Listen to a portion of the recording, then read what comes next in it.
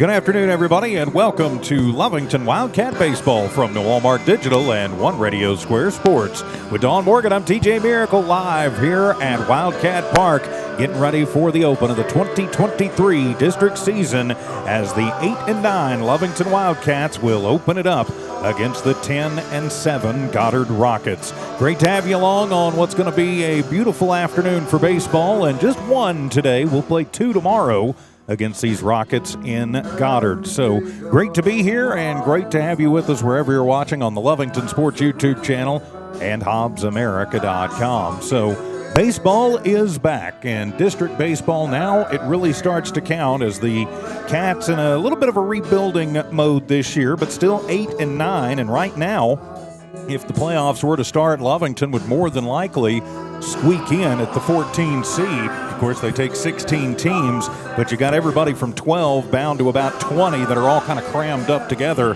So going to be very important in district, especially with two teams in the top 10, including these Goddard Rockets coming in and in this district. Yeah, when you say, from 12 to 16 really crammed up together, meaning that their records are going to be the same or similar. And so what will differentiate them is every point, every run they score, and every point, so to speak, that they get in the minds of those who will determine the seedings. And that means who they play, strength of schedule, who beats whom, and how many runs are scored. And so that makes every run count, even in a defeat. How many runs you score against your opponent, even when you get beaten, that's very important later on when it comes to determining things like, are you going to be the 10th seed or the 12th seed or the 16th seed? And that goes a long way to determining who you play, how good they are, how good your chances are of getting knocked out or making it on, through the playoffs to the state tournament, and where you play. Well, it does, and another one of those seeding criteria that they will use, and that's not to say that Lovington won't win district. If you win district, sure, obviously you don't have to worry about it, but right. Another one of those criteria that they look at is, did you beat district champions? It doesn't matter if they're in your division or a higher division. They just look, did you beat a district champion? And they knocked off Eunice the last time they played. It was a 3-1 ball game here at Wildcat Park, a great game. And so that'll be a big win that'll be in their favor, especially if they're still on the bubble come Selection Sunday here in just about 3 weeks. Of course, as we mentioned last time, the varsity played was against Eunice, winning that game 3-1 last week right here at Wildcat Park. Not an overwhelming offensive game for the Wildcats. They got 3 runs on 6 hits. They didn't commit any errors, though, and that was very important. And they left 4 runners stranded on base. In that game, though, the most impressive statistic, our starter today, Jonathan Aceves, fanned 14 Cardinals in the win. Nice. So 14 of the 21 outs were Ks.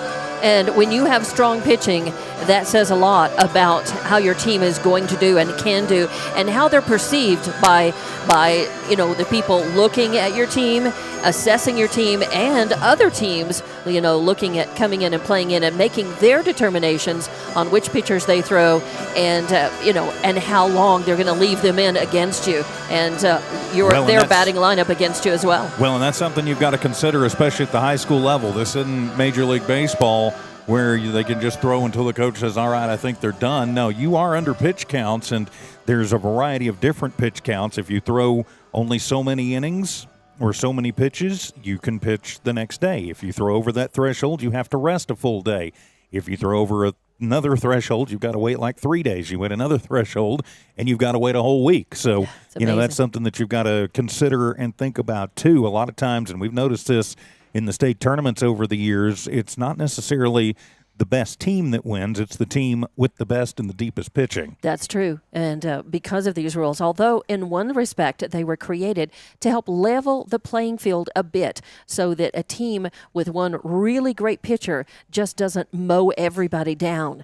But now what it created is you've got to have more than one good pitcher, because you have to be deep enough to be able to throw different pitchers to stay under the pitch count for each of them Right. within the time frame. So it comes down, there's a lot of strategy involved now in terms of deciding your pitching staff, how you pitch them, how long you leave them in. You've got to really watch that count, and then you've got to think about the strategy of the team against you and decide and kind of gamble, okay, who are they going to throw, and then who are they going to come up with, who's going to come in relief, and done for the health of the pitcher too. I mean, you don't want to blow a kid's arm out when he's a sophomore, just keeping him out there all the time. That's very true. And in that sense, I think that's a very good thing. But it did open up, by doing all of this, it opened up a lot of other complications and possibilities to sort of game the system and things and aspects of it that now kind of help defeat the purpose of the original intention,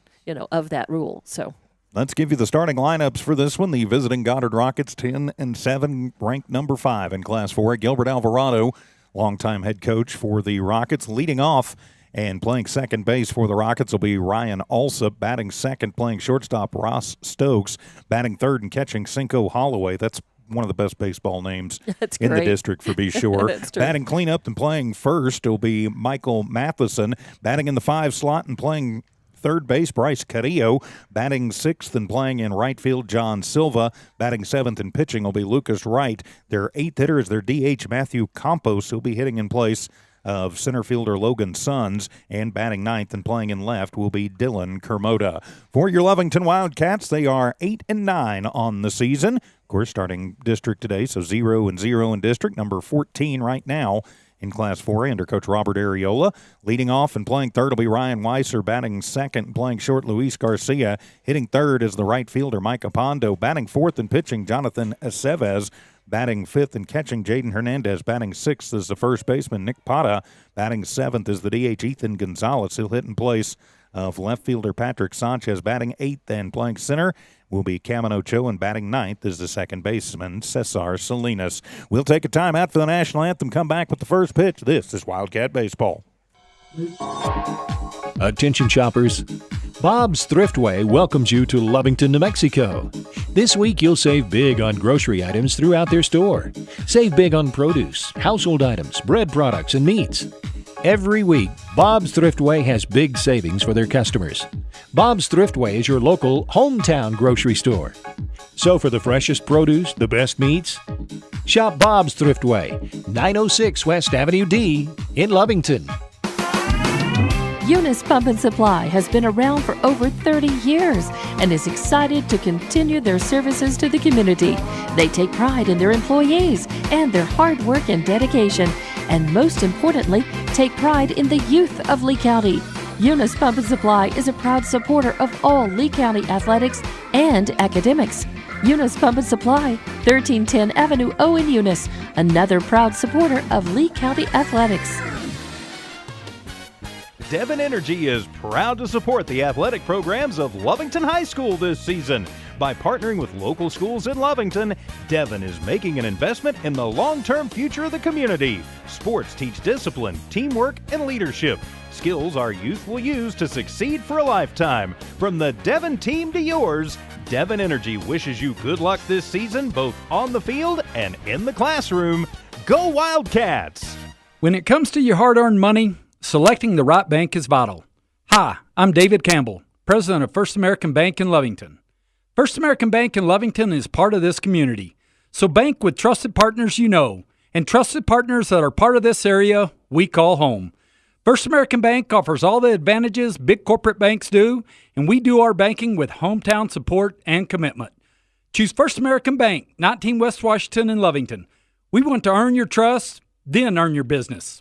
And back here at Wildcat Park, getting ready for the start of the 2023 district season, Lovington and Roswell Goddard on a beautiful afternoon for baseball. With Dawn Morgan alongside, I'm TJ Miracle. Going to be about 83 degrees at first pitch. Winds out of the south-southwest, gusting up to 20 miles an hour. As Jonathan Aceves will go out and take up his warm-up tosses. Let's set the Cats for you defensively. Aceves and Hernandez, that is your battery. Infield first to third, Parra, Salinas, Garcia, Weiser. Outfield left to right, Sanchez, Ochoa, and Pondo. Leading off for the Rockets, it will be their second baseman, Ryan Alsop, hitting .361 on the season. So Goddard, number 5 in the state. They've definitely got some guys that can bang. The number 2 hitter, Ross Stokes, hitting just a tick under 500, 496 on the year. Ouch. Oof. So got to watch the bats for sure. As a team, they're hitting basically right at about 350, 360. So going to have to pay attention to that, and going to need an error-free game if you are the Wildcats. Whoever makes the fewest mistakes generally wins. And we will get underway. Of course, your Lovington Wildcats in their home whites with the blue stripes and numbers and letters.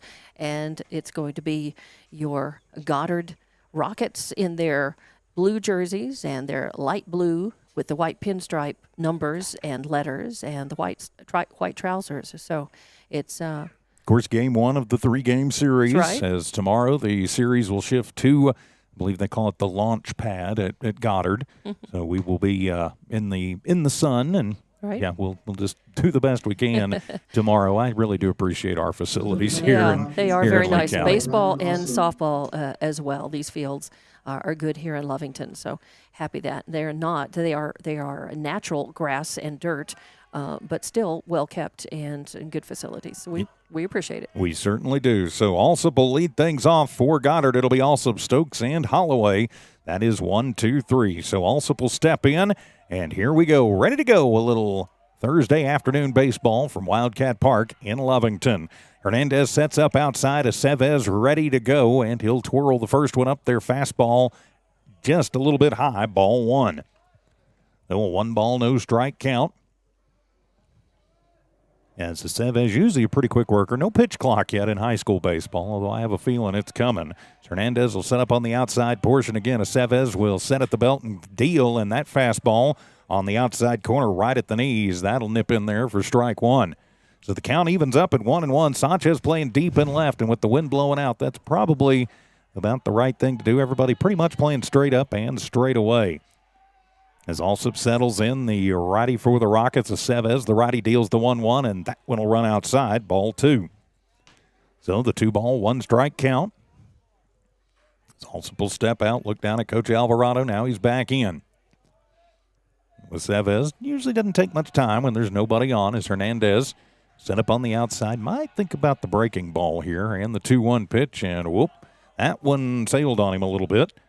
Not time to pull out the Harry Doyle quite yet. And it'll be 3-1. Broke outside all the way to the backstop, but that's okay. Nobody on, so no harm done. So now, though, you're down in the count, 3 balls, 1 strike, and I don't think Alsop's going to have a take sign on here. So what can you do if you're Aceves? You don't want to let the leadoff man on. Slightly closed stance for Alsop at the plate, and the 3-1 pitch on the way from Aceves, and it's up high, ball 4, so the leadoff man gets on for the Rockets. One thing about these Coach Alvarado-led teams is they are generally pretty aggressive on the base paths, so something to pay attention to. Now it'll be the number 2 hitter and shortstop Ross Stokes to the plate for Goddard, hitting 496 on the year. Now, he's definitely been getting after it with the bat. He's got Alsop over at first, who is a threat to steal. Aceves from the stretch gets the sign. Checks the runner, now will deal. Fastball right down the pipe, knee high, called strike 1. So the no ball, 1-strike count. Infield will be looking at double play depth. Parra holding on Alsop over at first.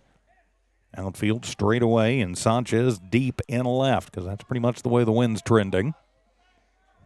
The way Wildcat Park is situated, and a timeout asked for and taken. The ump got out of there and pointed quickly. Stokes didn't like something, thought Aceves was taking too long, and Aceves does tend to take a little time when he is dealing with runners. Alsop with about a step lead. Swung on, and check swing, didn't check it up in time, and that'll be a check swing, strike 2. So ahead Alsop, no ball, 2 strikes. One thing about Aceves he did against Eunice, he did not back off. He came after the hitters, even on an 0-2 count. Didn't want to waste many. Alsop with about a 1.5 lead over at first. Parra holds him on. Aceves takes the long look over, and Stokes going to take a timeout. I think he's been taking some lessons from the major league guys. Doesn't want to stay in that box too long. I think his father is the assistant coach, so probably has told him, bail out of there if there's anything not feeling right to you. And a pickoff attempt, and Alsop back in. Barra snagging it and tossing it back over to Aceves. Hernandez will flash the signs, now set up on the outside. Alsop with a little bit of a lead. Aceves from the stretch sets at the belt. Checks the runner again, now delivers the 0-2 swung on, and that one will be high in the air. A line shot that's going to get over to Pondo. We misjudged that one. It is going all the way to the wall. As Alsop rounds second, he is heading to third, and he'll be held up there. But it is a double to the wall in right center for Stokes, and now the Rockets are in business. 2 on, nobody out. Both those runners at scoring position. And Pondo just, he misread that one completely off the bat. He started in on it, and it sailed over his head as he not time to get back. And Micah, not a slow kid out there, just sailed on him a little, just a little misjudge. So now it'll be Cinco Holloway to the plate. Holloway also hitting over 400 on the year, 404 for the righty catcher for the Rockets. So Goddard threatens with runners at second and third. As Aceves gets the sign and will deal in the first pitch. Fastball outside corner. Good pitch, strike one. So the no ball, 1 strike count. Runners at second and third. Goddard threatening here in the top of the first. Holloway fairly neutral stance. As Aceves will take a long look in. You know, Jonathan, he does tend to slow things way down when he gets runners on. Nobody holding anybody on over in the middle, and the 0-1. That breaking ball nips in there and will be called strike 2. Kind of like a 10-4 break on that. About kind of a slider. So a no ball, 2 strike count. Big lead at second for Stokes. Nobody holding him on. A little surprised Lovington's not playing in to try and cut off the run here, but it is early. As Aceves gets the sign and deals the 0-2, and that one is going to be a fastball high, and that'll run the count to 1 ball and 2 strikes. No outs here, top of the first. Runners on second and third for Goddard.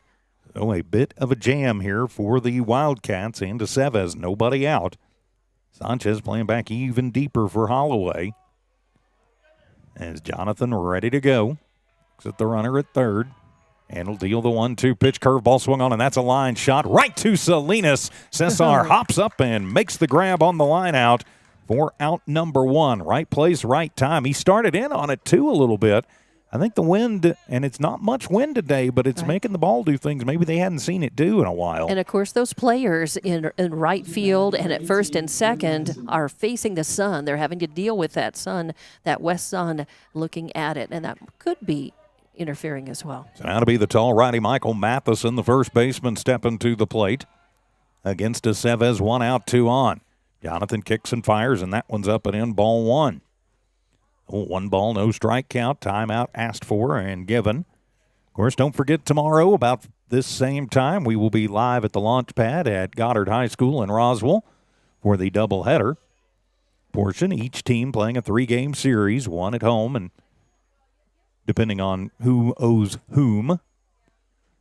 So this was our year to play Goddard here for the 1 and then go to their place for 2. Next week we'll be taking on Artesia there Thursday, and then they'll come here Friday.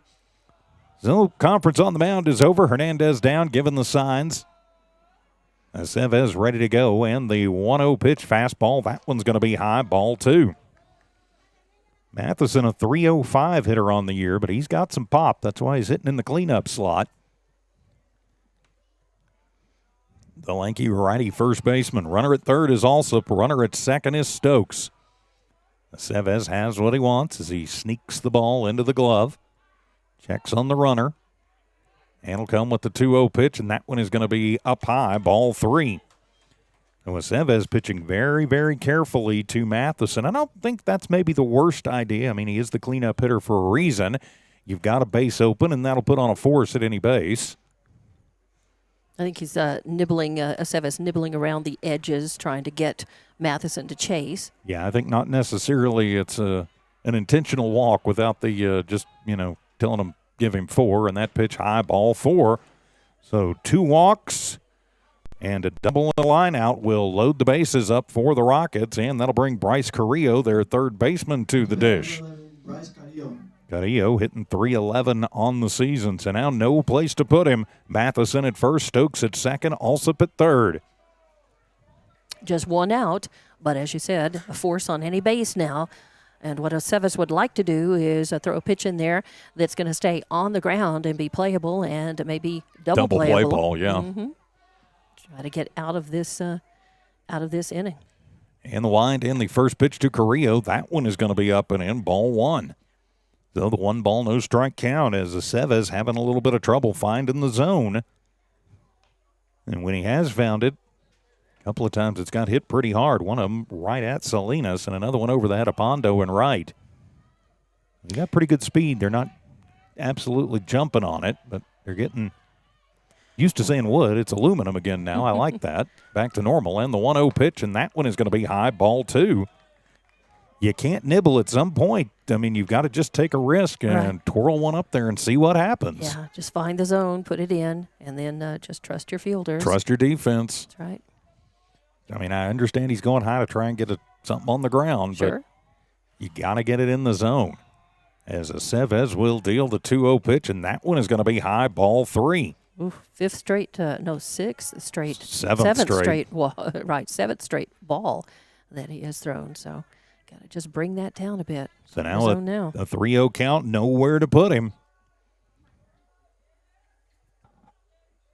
So Carrillo will settle back in, puts the toes right on the line closest to the plate. As Aceves shakes a couple off from Hernandez, now he's ready in the 3-0 pitch, fastball on the inside corner. Nice pitch. He caught it with strike number 1. So now you got to know the green light is going to be on for sure for Carrillo. As a bases loaded jam here in the first for the Wildcats. Aceves going to look over at Alsop at third. And now deal the 3-1. That one is in the dirt. Ball 4 and walks in the run. So Carrillo will get an RBI on the walk. Advances everybody as Alsop will trot to the dish. Stokes goes to third. Matheson to second. Carrillo with the RBI walk. So 3 walks in the inning have cost the Wildcats a run. And now it'll be John Silva who's hitting .365 to the plate with the bases still loaded full of his Rocket teammates. Still just 1 away for the Wildcats as they try and limit the damage here in the first. So Silva to the plate, bases loaded, 1 down and a timeout asked for, and a timeout Well, this taken. is an umpire timeout. No, he's going to call the balk on Aceves. Okay. So the balk will walk in Stokes and move Matheson to third and Carrillo to second. So the balk is going to cost the Wildcats a run.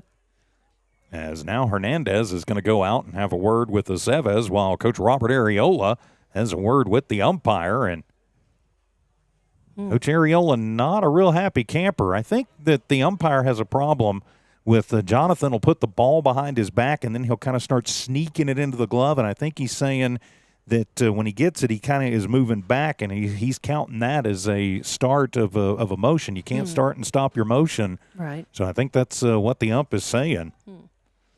And I think Ariola, as a coach should be, is advocating for his player, Right. explaining the motion to him, the intention in the motion, and finding out, for sure what the umpire says. And if the pitcher, if Aceves has to adjust his motion, then coach will let him know. Yeah, I think the ump is arguing that when he moves it, starts moving it into the glove, that's when he is officially set. That's not really Jonathan's motion. But Right. And so Coach Ariola. And I noticed that Coach Ariola is not going out to talk to Aceves, at least at this point. Looks like he's going back to the dugout. And Ariola not a happy man down there. All right. So Aceves on the hill gets dinged for the balk. Now the ump will take the walk and go out and talk to Aceves and show him what he means with the motion. Showing him with his something about his front leg. Okay. So it wasn't about the glove necessarily. It was something about how he's moving his front leg. All right, then. And sometimes the ump will see that for himself or herself, and sometimes it's the coach who will point that out. But it's so we don't know where that originated. But so now it'll be Silva to the plate and timeout taken. And is he going to call another balk? That's what he looks like. I think he's going to. Wow. And if that's true, runners advance 1. And so he is going to call a second balk on Aceves as the Wildcat faithful not happy as Carrillo moves to third, and Areola is out, and he's not happy. Robert, don't get tossed. We need you for tomorrow. So that's going to move.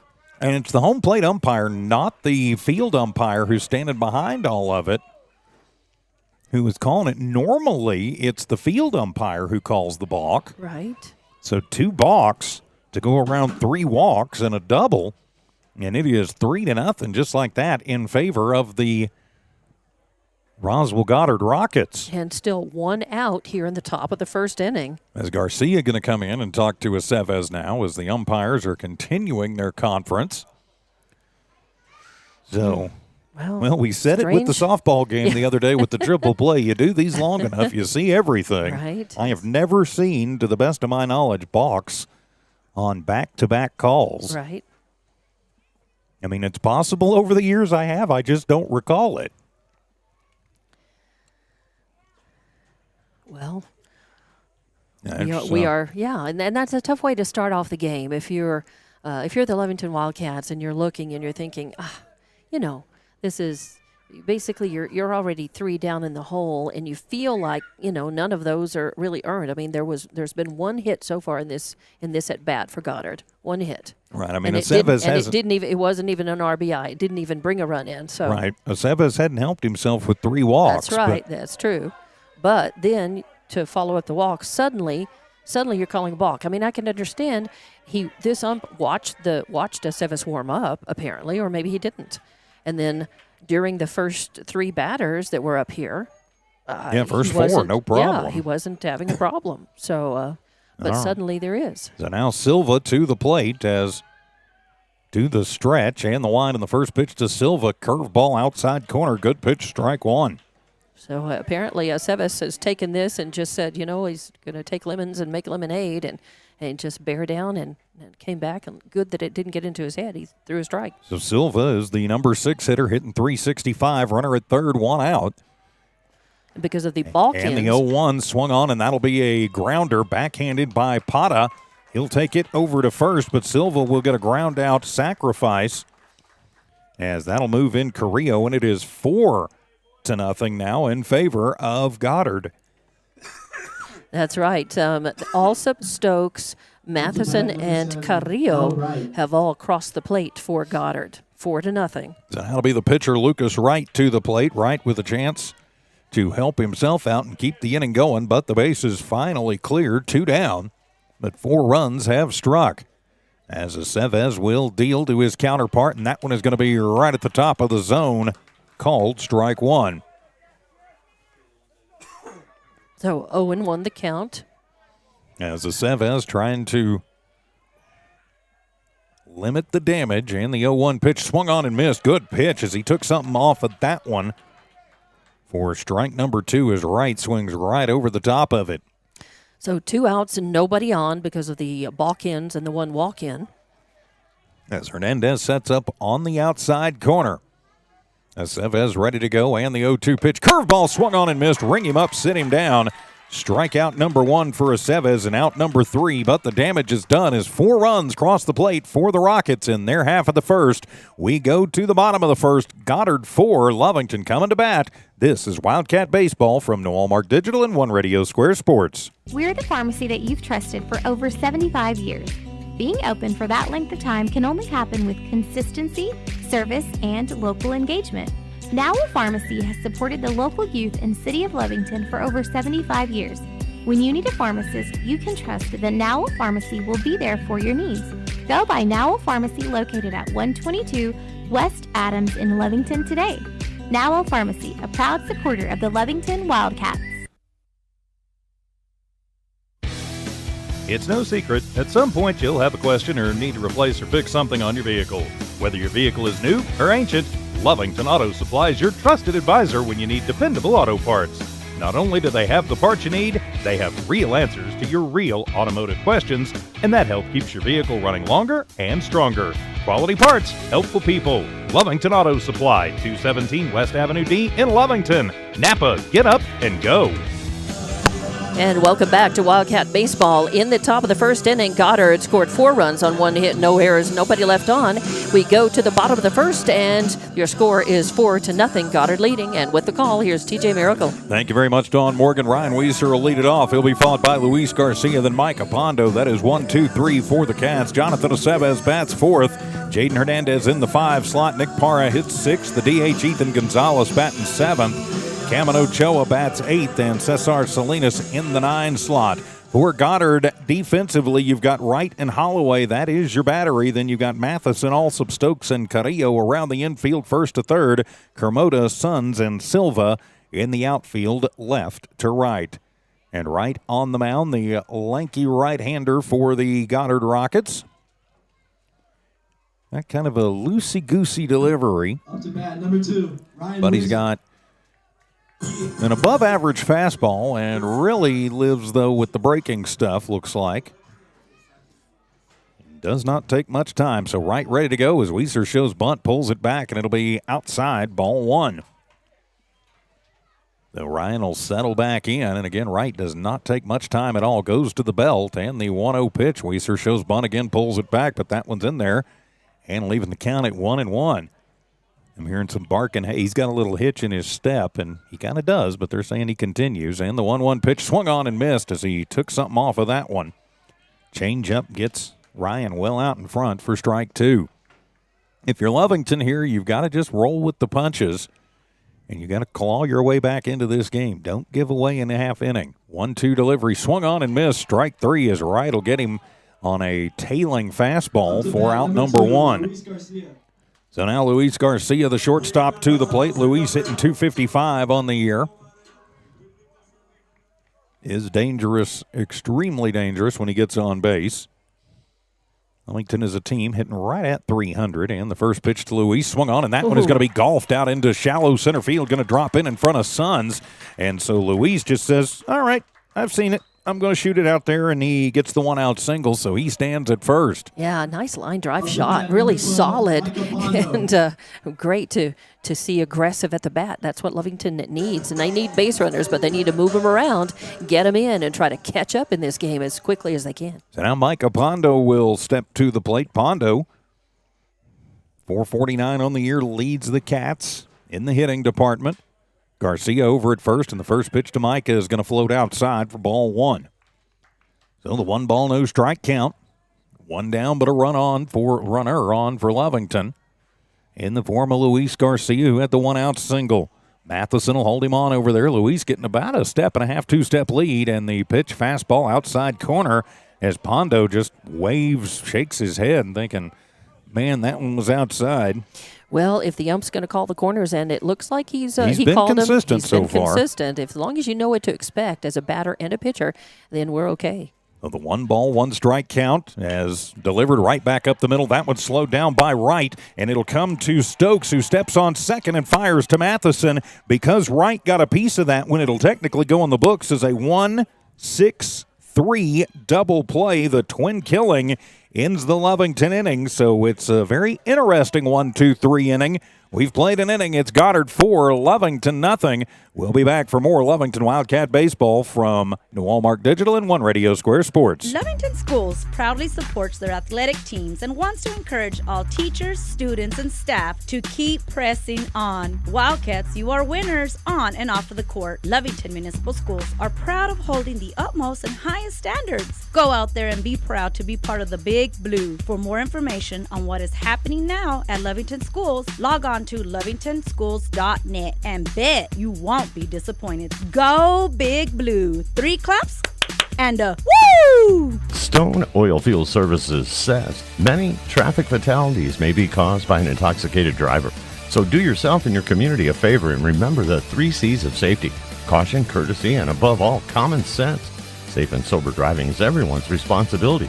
That message was from Stone Oilfield Services in Lovington, a name you can trust and depend on. For quality and integrity, call 575-396-1840. From the Stone family and staff at Stone Oilfield Services. And welcome back to Lovington Wildcat Baseball here on the Lovington Sports YouTube channel and HobbsAmerica.com. For the Cats in their half of the first, no runs, 1 hit, no errors. and nobody left on base. A 1-6-3 twin killing ended the Lovington first. Due up for Goddard, it'll be 8-9-1. That is Campos, Kermoda, and Alsop. With Don Morgan, I'm TJ Miracle. Thanks for being with us on this Thursday afternoon as the Wildcats and the Rockets opening district play from here at Wildcat Park. It's interesting how they're doing this. Did they do this arrangement last year? They did remember. last year. Was Yeah, it last year was the same first thing? year of the 3-game series, and part of Okay. that was to eliminate ties Sure. between the teams. Right. Instead of playing In the two head-to-head, double headers, they play 3 games against Yeah. each team in district. So 3-game series instead of a Right. series of double headers. As Okay. the first pitch, and that one is going to be in the dirt to Campos, the DH, ball 1. As Aceves, I think maybe he's just going to shake off the disappointment of the last inning and Sure. and try and gather it Kinda back move in. on. So- Although when you're thinking about what you're doing and your delivery is that you've been comfortable with, it can mess things up for you. And that one will be high for ball number 2 to the DH Campos, hitting 286 on the year. Number 8 hitter leads off here in the second. Already a 4-0 Goddard lead. Fairly neutral stance for Campos, the big righty. As Jonathan will deal, swung on, and that one is going to be drilled back to the netting. And it'll make it a 2-ball, 1-strike count. Sanchez playing again deep in left, although all the outfielders pretty straight away. Well, Pondo actually has moved over into the hole in right center, so he's more in the power alley. Huge gap down the left side. Huge. Or down and the he's right. Not, and he's yeah, not down the playing right to side. the right side, and he's not playing very deep either. So a 2-ball, 1-strike count as Aceves will deal, and that one is going to break, but too much and out of the zone, ball 3. Ooh, that was looking pretty good from here, but again, the Lovington faithful liked it as well. So I guess they're going to say just completely missed as Hernandez sets up outside. Aceves ready to go, and the 3-1 delivery from Jonathan swung on, and that one is drilled into the screening, and that will run the count full. Thing about these swings for Campos, he's been a little late on them, so I'm not sure I like Pondo being that far over into the gap in right center. Right. Yeah. Correct. So I now should it'll say be correct. Maybe move over. Correct from right, yes. Yeah. So a 3-ball, 2-strike count. First full count of the ball game. As Aceves trying to get Campos here to start the second, and the payoff pitch. Struck swing, got him. Yes, he did. Came around, ring him up, sit him down. Second K of the ball game for Aceves, and there is 1 down for the Rockets here in the second. Up to bat number 6, Dylan Kermode. So that'll be Dylan Kermoda to the plate.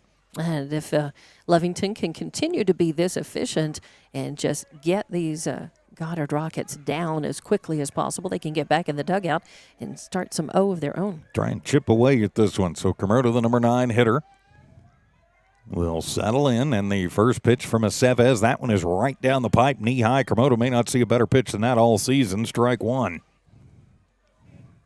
Oh, the no-ball, 1-strike count, 1 down, top 2. Lovington trails by 4, and the 0-1 pitch comes right at him and ties him up as Kermoda was thinking fastball over the plate and instead got jammed inside and kind of a little, Yeah, that was a nice little tight swing for strike 2. a nice little kind of a late breaking action over the inside corner by Aceves. And the 0-2 pitch swung on, and getting a piece of that one right off the end of the bat is Kermoda, who's definitely gone to plate protection mode. Sure. He was afraid that might be clipping the corner enough to be called a strike, and so had to just kind of spoil that one off. That's one thing that a lot of times you don't see so much anymore is on a 2-strike count, kid's not going for the close pitch. So the 0-2 delivery curveball, and that one is in there. Yes, sir. Ring him up, sit him down. Back-to-back Ks.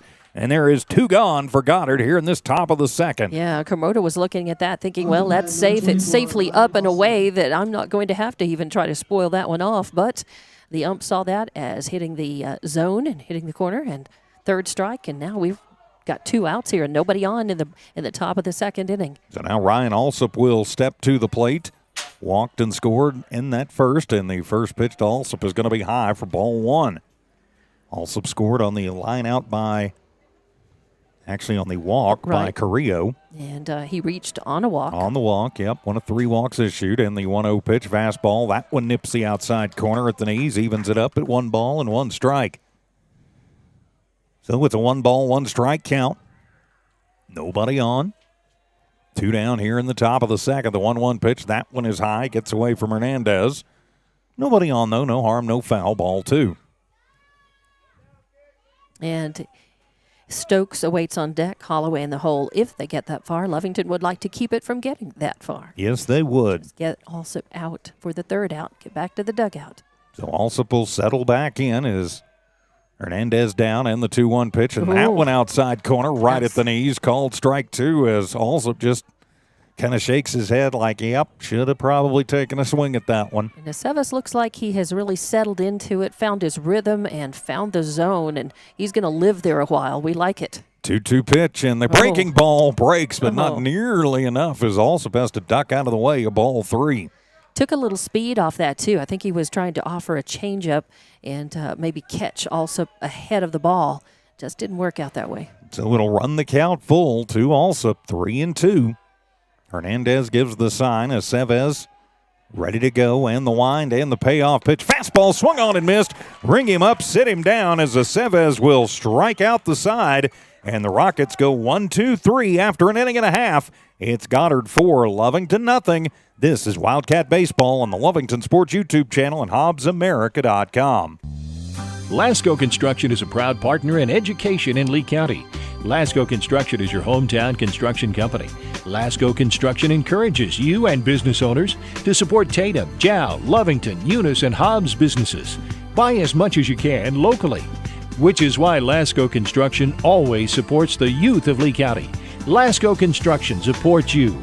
Call 393-9161 for all your construction needs. Support your community. Introducing a smarter, easier way to manage your Lee County Electric account. It is called SmartHub. Now you can pay your bill anywhere, anytime, with 24-hour access to your account. It is free and simple to use. Just search for the SmartHub app on your cell phone or device and download the free app, or go to our website at lcecnet.com and look for the SmartHub logo to view your account or pay your bill online. Managing your Lee County Electric account conveniently and securely with SmartHub. Lee County Electric, owned by those we serve. Welcome back to Wildcat Baseball. In the top of the second inning, Goddard scored no runs on no hits, no errors, and nobody left on base. In fact, 3 straight strikeouts.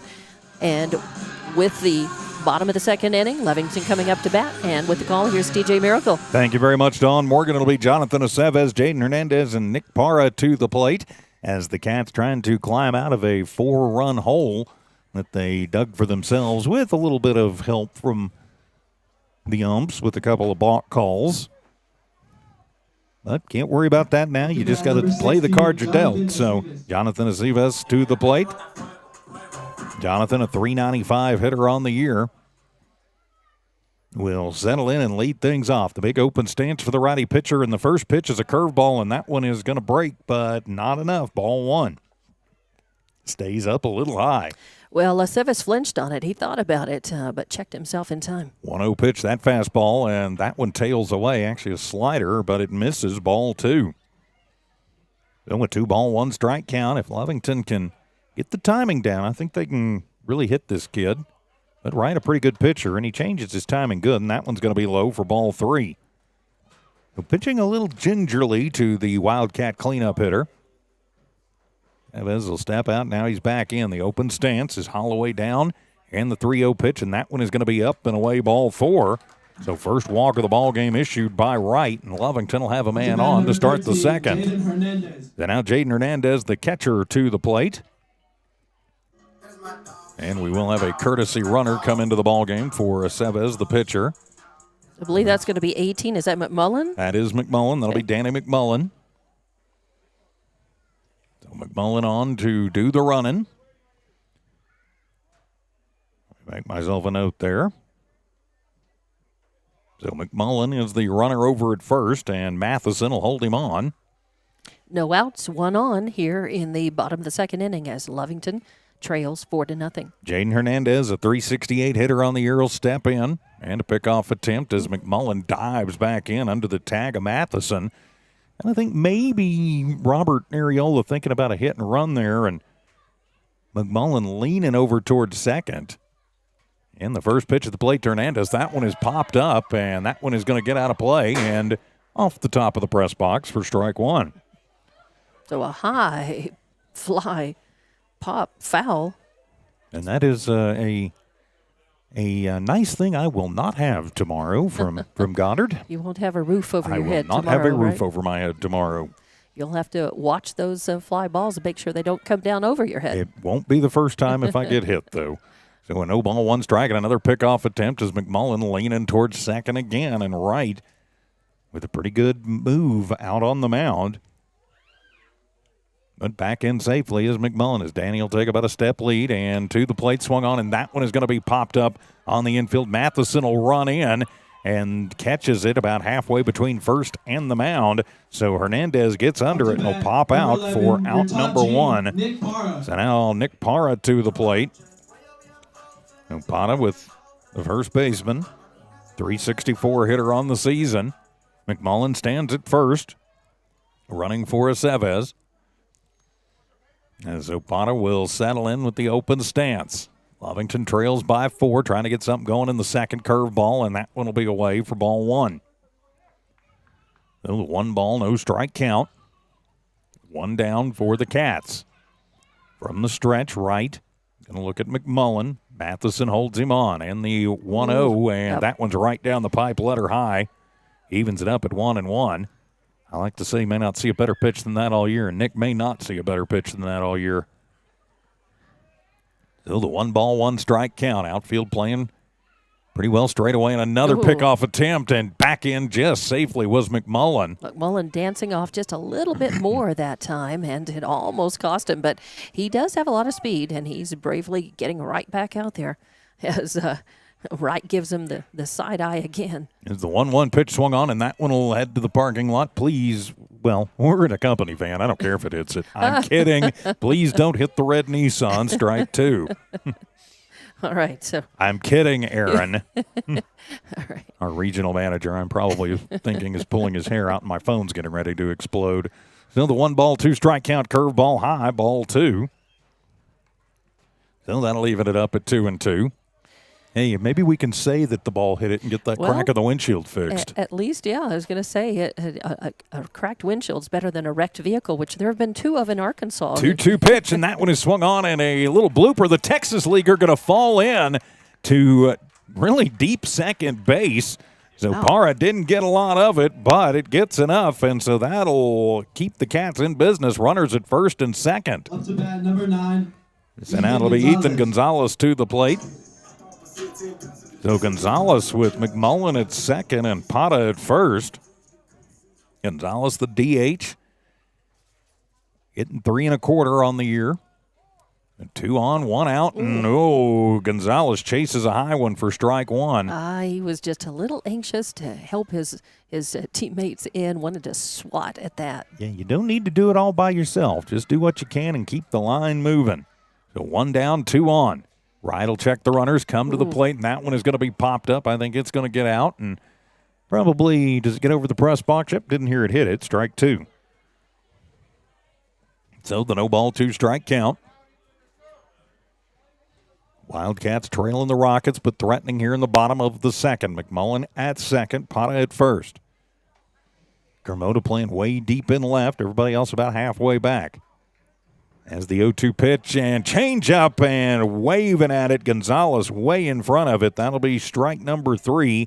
K number 2 for Wright and out number 2 here in the second for the Cats. Yeah, we understand Gonzalez very anxious to try to hit that ball.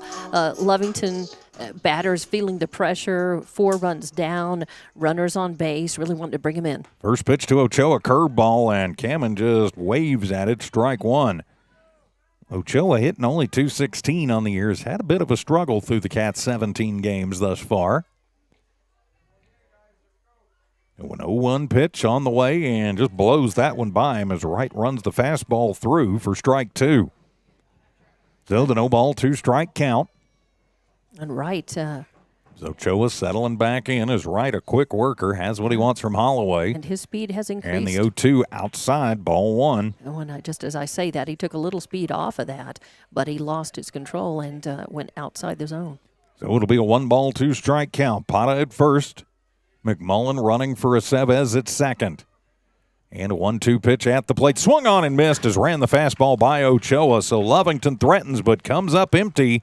We go to the third. It's Goddard 4, Lovington nothing. Wildcat baseball continues in a moment from New Walmart Digital and One Radio Square Sports. Western States Insurance. Why choose Western States Insurance as your independent insurance agent? Because Western States Insurance is more than an insurance agency. They're a people agency dedicated to the insurance needs of their customers. Western States Insurance is large enough to provide the products you demand and small enough to offer you personal service. We've got you covered. Western States Insurance. Call 396-1318 or go by 212 North Love in Lovington. Eunice Pump and Supply has been around for over 30 years and is excited to continue their services to the community. They take pride in their employees and their hard work and dedication, and most importantly, take pride in the youth of Lee County. Eunice Pump and Supply is a proud supporter of all Lee County athletics and academics. Eunice Pump and Supply, 1310 Avenue O in Eunice, another proud supporter of Lee County athletics. And in the bottom of the second inning, or actually the top of the second inning. Sorry, bottom of the second, yes. It was Lovington batting. Sorry, I'm listening to that music. It's throwing me off. It's pretty loud up here. And it was no runs on one hit, no errors, 2 left on base for Lovington. So we go now to the top of the third, and here comes Goddard back up to bat. And with your Wildcat baseball call, here is TJ Miracle. Thank you very much, Dawn Morgan. It'll be Stokes, Holloway, and Matheson, 2, 3, and 4. Due up for the Rockets here in this top of the third inning. Great to have you with us here on HobbsAmerica.com, the Lovington Sports tab, and also at the Lovington Sports YouTube channel. We are 13 people away from me giving away $100. So subscribe to the Lovington Sports YouTube channel and take my money, please. One of our subscribers will get $100 of my cash. I've tried to take that for shoe money and not been allowed. We'll talk off the air. First pitch to Stokes is popped up over on the right side of the infield as Chavez will come in, and he will call off his catcher and into foul ground down the first baseline. Gets the pop-up out for out number 1. So 1 pitch, 1 out. That's efficiency. You bet, and it brings up the top of the order now for the now it's Cinco Holloway to the plate, number 3. That's right. That's right. So Holloway 0 for 1 lined out to Salinas back in that 4-run first inning, I should say. So Holloway with the open stance will settle in. Chavez has settled in too in the first pitch, curveball, and all right, I've got to bring out the Harry Doyle for that one. Just a bit inside, ball 1. He didn't hit the mascot, so I guess it's okay. Although I don't see the Wildcat mascot out here. The umple. I haven't seen the Wildcat mascot in a while. Not since basketball season. I don't know if they come out for baseball or not. I don't even remember seeing the Wildcat mascot during basketball. So a 1-ball, no strike count to Holloway at the plate. Hernandez sets up outside of Chavez, ready to deal. And the 1-0 pitch fastball. That one's in the dirt, ball 2. Oh, it was pretty quick, though. There was a lot of speed on that. It took Hernandez's arm with him about halfway to the backstop. When Jonathan's under control, he is probably one of the better pitchers in 4A, but he tends to get just a little wild at times. And the 2-0 pitch, that one's high, ball 3. Just need to corral all that power. Bring it in. So a 3-ball, no strike count to the number 3 hitter, Cinco Holloway. 1 down for Goddard here in the top of the third. Outfield deep, infield normal positions. And the 3-0 pitch and the take sign on all the way as that one will groove in for strike 1. Yeah, beautiful pitch. And again, you're seeing, and I've complained about it for years, you shouldn't have a green, you should just have a green light on 3-0, and you're starting to see more of that. 3-1 pitch, swung on and missed as runs the fastball by Holloway up high, so runs the count full. Used to it was pretty much a given. On 3-0, it was a take sign, and I'd never liked that depending on the situation. And you're starting to see less of it now, depending on the hitter. Payoff pitch to Holloway, swung on, and he'll stay alive as he shoots that one foul back into the netting. As Chavez had 3 straight strikeouts. He struck out the side in the second. Struck out the side, 1, 2, 3, and really nice pitching, nice work, and pretty quick work too, and efficient work. Not a lot of pitches thrown. Yeah, 4 of the 7 outs recorded have been strikeouts from Chavez. So 3-2 the count. Hernandez sent up. Jonathan ready to go. And the payoff pitch swung on and gets a piece of that one, and it'll come out and over our heads. So Holloway fighting off a couple of pretty good pitches from Jonathan to stay alive. Of course, he's not the number 3 hitter and hitting .404 on the year for nothing. And it's usually the case. The catcher is usually right in there, 3, 4, 5, somewhere in there with a good eye and a good stick, good bat. 3-2. That one's high ball 4, and he loses him. And so Holloway will work the walk and trot down to first. Cinco Holloway. I wonder if he's the 5th child. He should really wear he should really wear uniform number 5 instead of 15. I thought of that, and I started to say that when you were first doing the lineups, and I thought, well, maybe he's he's got 4 older brothers and sisters. Maybe that's the case, because a lot of times the 3rd child will be called Trey.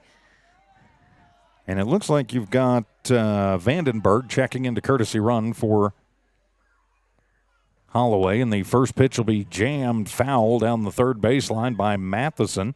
Matheson walked and scored on a balk back in that first inning. So now it's a 0-ball, 1-strike count. Vandenberg over at first. Running for Holloway. 1 out, 1 on here in the top of the 3rd inning. Goddard still leading this one 4-0. And Goddard would love nothing more than to do some more damage right here.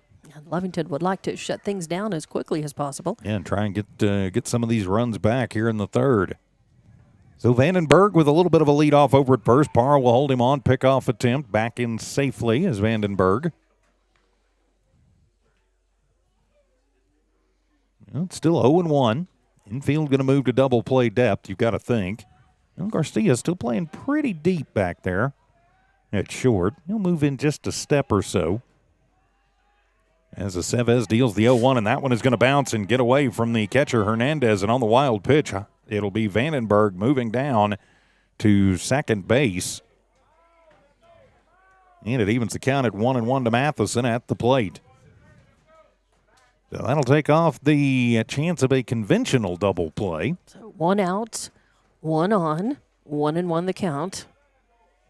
And the number 4 hitter, Matheson, at the plate. So Matheson will settle back in, chokes up just a little bit on the bat. Vandenberg, a big lead off second. Salinas keeps him honest over there, shading over towards the bag. And the 1-1 pitch from Aceves, as that one will be belt high on the outside corner. Nice pitch. Runs the count to 1 ball and 2 strikes. 4 strikeouts, 4 walks, and a couple of balks called on Aceves so far. Jonathan will take the look into Hernandez, get the sign he wants. Check on Vandenberg at second. And timeout going to be asked for. Is one thing about Aceves, and sometimes I think it gets him out of rhythm, is he works very fast when there's nobody on, and then he starts working a lot slower when he has any runners on, especially at second. So the 1 ball, 2 strike count. Aceves will set at the belt, looks back at second. Now comes the plate, the 1-2 in the dirt. Evens it up at 2-2. So it's a 2 ball, 2 strike count. Goddard in the lead, 4-0. We are in this top of the 3rd inning, 1 down. Vandenberg runs at second. The courtesy runner for Holloway. Aceves will come set. And the 2-2 pitch, curveball, and that one comes behind him. That one didn't curve at all as Aceves like, yep, got to remember to break that over. And so for the second batter in a row, we will run the count full to one of the Goddard hitters as Aceves and Hernandez will have another discussion at the mound. A pretty good amount of Goddard fans here in the stands and in bringing their own chairs along the backstop, the outside of the fence, and I'll have to remember to take my own tomorrow and see if maybe I can sit somewhere that's not, completely up in the stands and not completely looking into the sun. Power will dictate where I set up. Power and the powers that be will dictate where I set up tomorrow. Right, yeah. But a pretty good crowd and a nice, healthy crowd on the home crowd for this game this afternoon. Beautiful weather for it as well. Absolutely. The first of a 3-game series between these two teams. Game 1 today, games 2 and 3 tomorrow at Goddard High. Then with 3 ball, 2 strike count. Aceves checks the runner and the payoff pitch swung on, and that one is lifted high in the air. Over on the left side, Weiser on his horse, but that one is going to tail out and go back behind the Lovington dugout and off the Lovington locker room. So Matheson will fight it off, and we'll reset at 3-2. Of course, we're live on the Lovington Sports YouTube channel and HobbsAmerica.com. Tomorrow, more Lovington baseball, as the Cats will travel to Goddard to take on these Rockets again. Then Saturday, we'll be over at Lady Cat Field for Lovington softball, bright and early at 11 o'clock, doubleheader against Artesia. 11 and 11 and 30 minutes after. That's right. On what it promises to be a sunny, hot Saturday, a little breezy perhaps. So Aceves ready to go, checks Vandenberg at second, checks him again, and timeout going to be asked for, as a late time asked for by Matheson. Yeah, I mean, really, Aceves was starting into his motion when Matheson put up his hand, asked for time. And it was granted. That can be dangerous sometimes if you try and hold it up. And that's just the thing of Aceves taking a long time between pitches. Payoff pitch, swung on and missed, ring him up, sent him down. Strikeout number 5 for Aceves, and out number 2 here in the third. So now it'll bring Bryce Carrillo to the plate. Carrillo with an RBI walk his last time up, and then scored on a sacrifice by Silva, who waits on deck. 2 outs takes a little bit of pressure off of Lovington. With that runner still in scoring position at second, though, they've still got to be on their toes. So Aceves ready to go. Looks back at the runner, and the first pitch will be outside. Ball 1 to Carrillo. Carrillo had a walk RBI the last time up. This is his second plate appearance. 3-11 on the season. At the dish. Sanchez still playing deep out and left. Ochoa's moved back in center. Pondo playing about halfway back and right, and still shading over towards the alley. Pickoff attempt, and that one badly off target. Going to get out into center field, and that will get Vandenberg over to third on the muffed pickoff. And, yep, that will be a throwing error that cost them the base. So the E1. Yep. I know you're a pitcher, and you hate to write that number down. But I know that, but that's the truth of the matter, and it's unfortunate. But, again, you've got to be very, very careful with those pickoff attempts, no matter where they are, first, second, or third, because that is what can happen. So now another potential run 90 feet away for the Rockets, and it's a 1-0 count at the plate to Carrillo, and the pitch high, ball 2.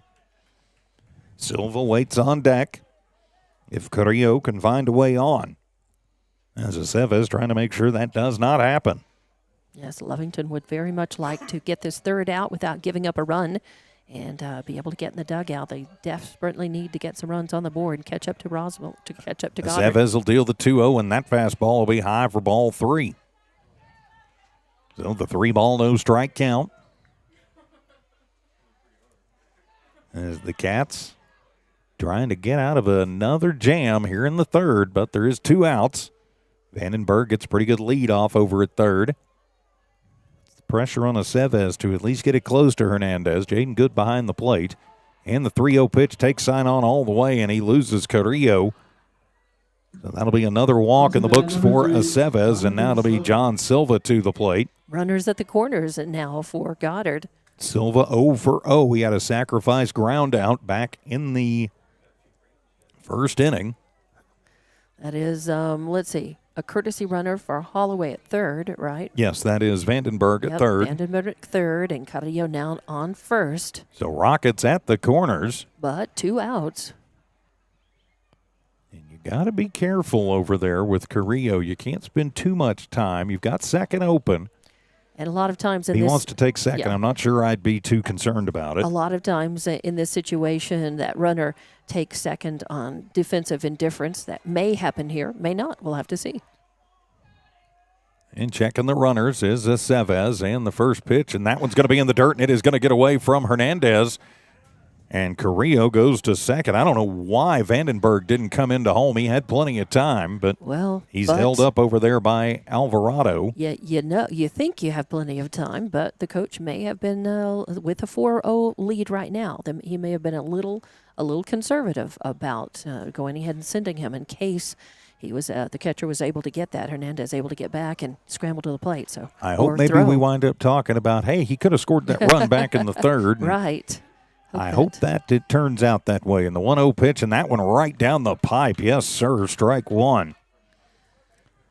So Silva watches maybe the best pitch he's going to see all year going to the glove of Hernandez. And good for Aceves. Again, being in the groove, being focused despite, that last pitch. Oh, the 1-1 pitch, and that one's going to be in the dirt, and that one is going to go all the way up the first baseline, and that wild pitch is going to score Vandenberg from third, and we'll move Carrillo over to third, so another wild pitch is going to cost Lovington a run. Now it is 5-0 in favor of Goddard, and it's a 2-1 count to Silva at the plate. Vandenberg moved to second on a wild pitch and then came in on one as well. So, again, Hernandez behind the plate, trying to trap those and block those out, but they're getting away from him, getting by. So now it's a 2-ball, 1-strike count. Runner at third is Carrillo's. A run has come across for the Rockets, and that fastball is going to be low for ball number 3. So Aceves just having some struggles out there on the mound. Struggled in the first and then mowed him down 1-2-3 in the second, but has struggled a little bit here in the third. As Silva will open the stance up a little bit with a 2-ball, 1-strike count. Pretty sure it's 3-1. And the 3-1 delivery, and that one will be low for ball 4. And he's lucky that didn't get ball 2 because he was taken off, and it was it was close enough to maybe call. And I had that as a 3-1. And the ump is asking, and Coach Alvarado's thinking it was 3-1. Coach Ariola's thinking it was 2-1. I had it. Interesting. Yeah, I had it at 3-1, but the official scorekeeper says it's going to be 2-1. So I'm not gonna argue. And okay, I think they decided it was 3-1. So okay, so Silva will be at first. So Rockets at the corners again, as Wright will come out. And here comes Coach Robert Ariola to talk to Aceves. While we have a moment, I'd like to say a big thank you to all of our sponsors. You see them there at the bottom of the screen. You hear them on the stream casting. We couldn't do this without their help and support. We definitely appreciate them making it possible for us to bring you Lovington Wildcat and Lady Cat sports here on the Lovington Sports YouTube channel. Please subscribe. We are 13 away, or we're at the start of the game, from somebody getting $100 of my money. It's not coming from the station. It's not coming from the sponsors. It's coming out of my pocket, my way of saying thank you for subscribing to the Lovington Sports YouTube channel. So please subscribe. Tell your family and friends. They can always watch for free. And I think we do every single game we can humanly get to. I think the Coach Ariola may have been telling the team, you know what, we just play the hand you're dealt. The fact of the matter is you've got 2 outs. Concentrate on getting this third out. Don't worry about the walks. Don't worry about the runners so much as get the third out and just get back into the dugout and get those bats swinging. So now Wright will step in, and he'll take the first pitch. And what was wrong with that? Ball 1. It must have been a little outside. Or low or inside or something. I don't know. Looked pretty good from up here. So a 1-ball, no strike count. As Silva leads off at first, and the runner at third is Carrillo. I don't know, maybe the seal was pointed the wrong direction when it passed the plate. Could be, and the 1-0 pitch, runner goes, and Hernandez going to toss it back to Aceves, trying to bait Carrillo off at third. Silva will get the stolen base. And it's 2-0 count. Runners on second and third, 2 outs here in the top of the third. And it's 5-0 your score now as Goddard is leading this one. Pitcher on pitcher duel. Right 0 for 1. And the 2-0 pitch up and in. Ball 3. And you've got to wonder, though, with 2 outs and runners in scoring position, if Coach Alvarado will put the take sign on for Ryder, if he'll have the go-ahead to swing away to try and add to this 5-0 lead here in the third. Well, Aceves just needs to throw a strike here. Just find the zone. And the 3-0 pitch, and that one he does. Yep. Beautiful pitch. Right at the top of the zone. Strike 1, so the 3-ball, 1-strike count. Of course, if you're Coach Alvarado, you may be telling him, yeah, just take it until he proves he can throw a strike. Aceves definitely can. The 3-1 pitch swung on, and that one's heading to the parking lot. And that will run the count full to right. And it also burns a couple more pitches off of Aceves. Of course, you do have the pitch count you have to worry about in high school baseball. Right. And Aceves has dealt quite a few of them. So a 3-ball, 2-strike count. Third hitter this inning to take it full. Hernandez sets up outside. And the payoff pitch inside. Ball 4 will walk the bases loaded as Wright will head on down to first. He will have a courtesy runner check in. Up to bat number 21. See who that's going to be. Campos. As it looks like that'll be Langley to run for Wright. So Langley on to run for Wright. Or I'm sorry, no, that's number 12. That's Herrera. Right, Nathan Herrera. Herrera on to run for Wright. So you got Herrera on first, Silva on second, Carrillo on third. And now the number 8 hitter, Matthew Campos, to the plate. Campos, a strikeout victim back 1 inning ago. As Hernandez is pointing things out to his infielders, directing the defense, as you would expect from a good catcher.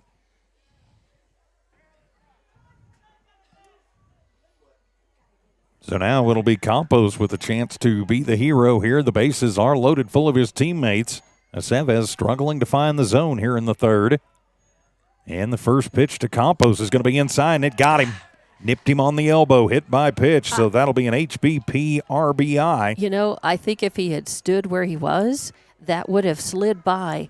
The reason when he turned his elbow, and that put it in the path of the baseball. So if he had just stayed, it might have whiffed his uniform maybe a bit. So it cashes in. Carrillo moves Silva to third, and it'll bring up the number 9 hitter, Kermoda. First pitch to Kermoda. That one is up and in, ball 1. The Lovington faithful getting a little bit restive here, and here comes Coach Robert Ariola, and I think he's going to say that is all today. Matter of fact, I think because he came out earlier this inning, I think he has to make a pitching change. Right. So, yep, he will make a pitching change, as that'll do it for Aceves. His afternoon is done after 2 2/3 innings, as it looks like it'll be Salinas coming to the plate.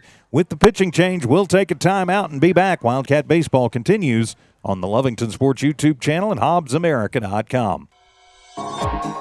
Attention shoppers, Bob's Thriftway welcomes you to Lovington, New Mexico. This week you'll save big on grocery items throughout their store. Save big on produce, household items, bread products, and meats. Every week, Bob's Thriftway has big savings for their customers. Bob's Thriftway is your local hometown grocery store. So for the freshest produce, the best meats, shop Bob's Thriftway, 906 West Avenue D in Lovington. Devon Energy is proud to support the athletic programs of Lovington High School this season. By partnering with local schools in Lovington, Devon is making an investment in the long-term future of the community. Sports teach discipline, teamwork, and leadership. Skills our youth will use to succeed for a lifetime. From the Devon team to yours, Devon Energy wishes you good luck this season, both on the field and in the classroom. Go Wildcats! When it comes to your hard-earned money, selecting the right bank is vital. Hi, I'm David Campbell, president of First American Bank in Lovington. First American Bank in Lovington is part of this community. So bank with trusted partners you know, and trusted partners that are part of this area we call home. First American Bank offers all the advantages big corporate banks do, and we do our banking with hometown support and commitment. Choose First American Bank, 19 West Washington in Lovington.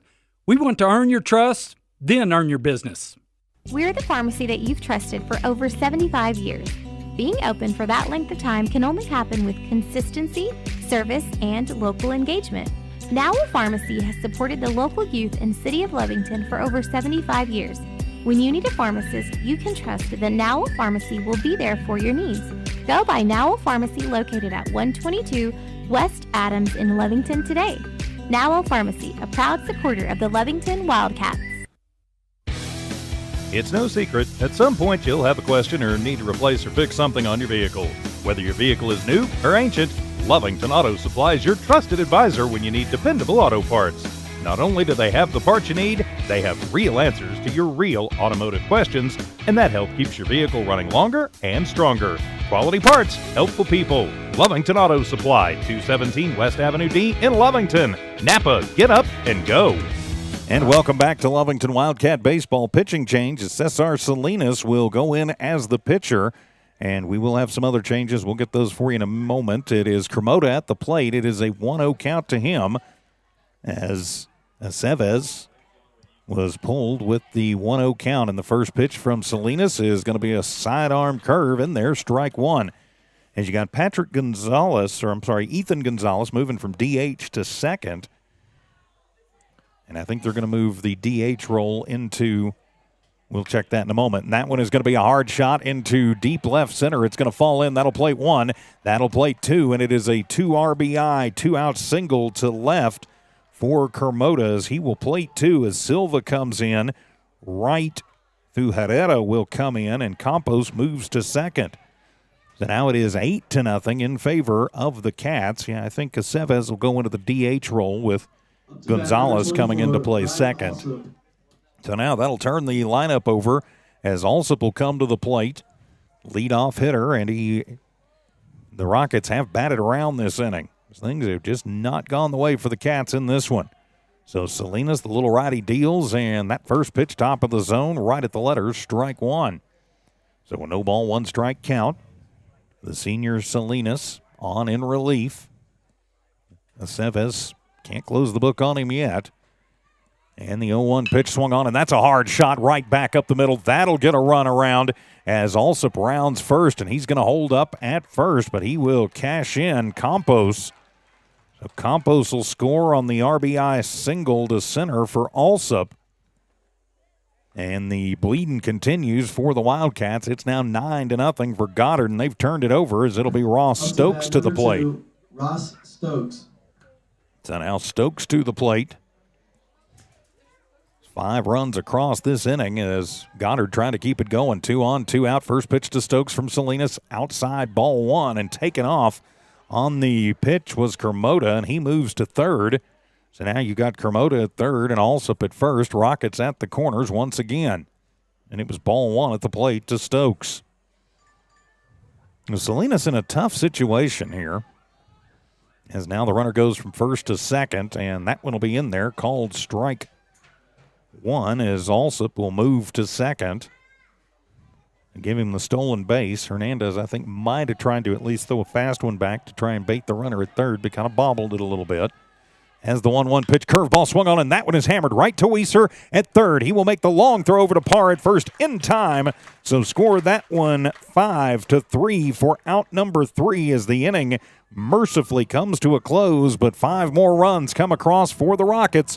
We head to the bottom of the third. It's Goddard 9, Lovington 0. Wildcat Baseball continues on the Lovington Sports YouTube channel and HobbsAmerica.com. Lovington Schools proudly supports their athletic teams and wants to encourage all teachers, students, and staff to keep pressing on. Wildcats, you are winners on and off of the court. Lovington Municipal Schools are proud of holding the utmost and highest standards. Go out there and be proud to be part of the Big Blue. For more information on what is happening now at Lovington Schools, log on to lovingtonschools.net and bet you won't be disappointed. Go Big Blue. 3 claps and a woo! Stone Oilfield Services says many traffic fatalities may be caused by an intoxicated driver.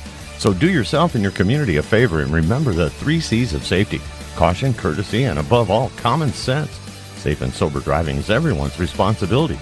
That message was from Stone Oilfield Services in Lovington, a name you can trust and depend on. For quality and integrity, call 575-396-1840. From the Stone family and staff at Stone Oilfield Services. And welcome back to Wildcat Baseball. And in the top of the third inning, Goddard scored 5 runs on 2 hits. There was 1 error committed by Lovington, 2 left on base. And we go to the bottom of the third with Wildcats coming up to bat. And with the call, here's TJ Miracle. Thank you very much, Don Morgan. Cesar Salinas will lead it off. He'll be followed by Ryan Weiser and then Luis Garcia. It is 9-1-2. Due up for the Cats now with a 9-run hole that they have got to dig out of. 9 runs given up on just 3 hits in this one. Ouch. Yeah. Too many walks. Too many walks. To be sure. And some timely hitting by Goddard as well. So now it'll be Salinas to the plate. His first plate appearance. Taking over as the pitcher in the first pitch from right. If it's anybody other than Caesar up there, that is strike one, but it's high for ball one. And Lovington just looking to get some runs on the board. 1-0 pitch, and that one is going to be on the inside corner. Evens it up at 1-1. Because at 9-0, Lovington's got a couple of at-bats 1-0 pitch swung on, and that one will be hit to deep center field. Going back is Sons, and he will make the grab. Heading backwards in front of the warning track, even though Caesar's not the biggest young man. He he's gave got it a little ride. pop. He did. He gave it a ride. So the fly out to center for out number 1. So Ryan Weiser to the plate. Ryan, a strikeout victim, back in the first. So the Cats going to try and keep this one moving along, try and claw their way back into it here at Wildcat Park. First pitch to Ryan, and that one will be in the dirt, ball 1. So it's a 1-ball, no strike count. 1 down for the Cats here in the bottom of the third. Wright gets the sign from Holloway on the 1-0 pitch, and that one's going to be high, ball 2. So good eye by Weiser. Lovington looking to just get him on base any way you can, get him around and in. Waggles the bat in the 2-0 pitch, and Ryan will take a big hack and come up empty for strike 1. Wright is a pitcher who does not waste much time. He sets, he's ready, he's going. And the 2-1 pitch curveball, and that one is going to miss high for ball 3. Good eye for Weiser at the plate. Ryan will settle back in. Is Wright ready to go? Gets the sign from Holloway, and the 3-1 fastball swung on and missed. So that'll run the count full to the leadoff man is Coach Robert Areola telling him you got to shift your weight and keep up with that one. He does tend to swing a little off the back foot, and the 3-2 pitch swung on and missed. That'll be another K in the books for Wright as Weiser's gone down swinging twice. 4 strikeouts in the ballgame for Wright, and now 2 down for the Cats. So Luis Garcia to the plate. He has one of Lovington's 2 hits in the ballgame. Yep, a single by Garcia in the first and a single by Pata in the second. First pitch to Garcia, and that one bounces in front of the plate and will go back to the retaining wall, ball 1. Well, the 1-ball, no strike count. If Luis can find his way on, Pondo waits on deck. Garcia 1 for 1, but got doubled off in the first. Big open stance, and the 1-0 pitch swung on and missed. He took a ride at a high fastball, or a chop at a high fastball, came up empty. And evens the count at 1-1. Right. Looks into Holloway, deals the 1-1, and that one's hit high in the air to deep center field. Going back. His Sons, it'll get over his head and bounce off the blue monster as Garcia around second and is going to pull up there. His Sons will toss it in, but makes a bad throw. So Garcia going to head over to the bag at third. So he's got the 2-out double to center, and then we'll move to third on an E8. A bad throw from Sons gives him the base. So first error of the ball game on Goddard, and Lovington now with their first run potentially 90 feet away. So Micah Pondo to the plate. Pondo hit it hard up the middle. Wright slowed it down, and it let Stokes get it right as it got to second base and then fired a first for the out. So it was a 1-6-3 double play for Pondo. He is 0 for 1 in the ballgame, and now he's going to try and cash in Luis from third. 2 down, and the first pitch is a curveball high for ball 1. 1-ball, no strike count. Aceves on deck, Hernandez in the hole. As Lovington wants to keep the line moving here. Right from the stretch fires. That one going to be low for ball number 2. Pondo, the number 3 hitter, leading hitter for the Cats.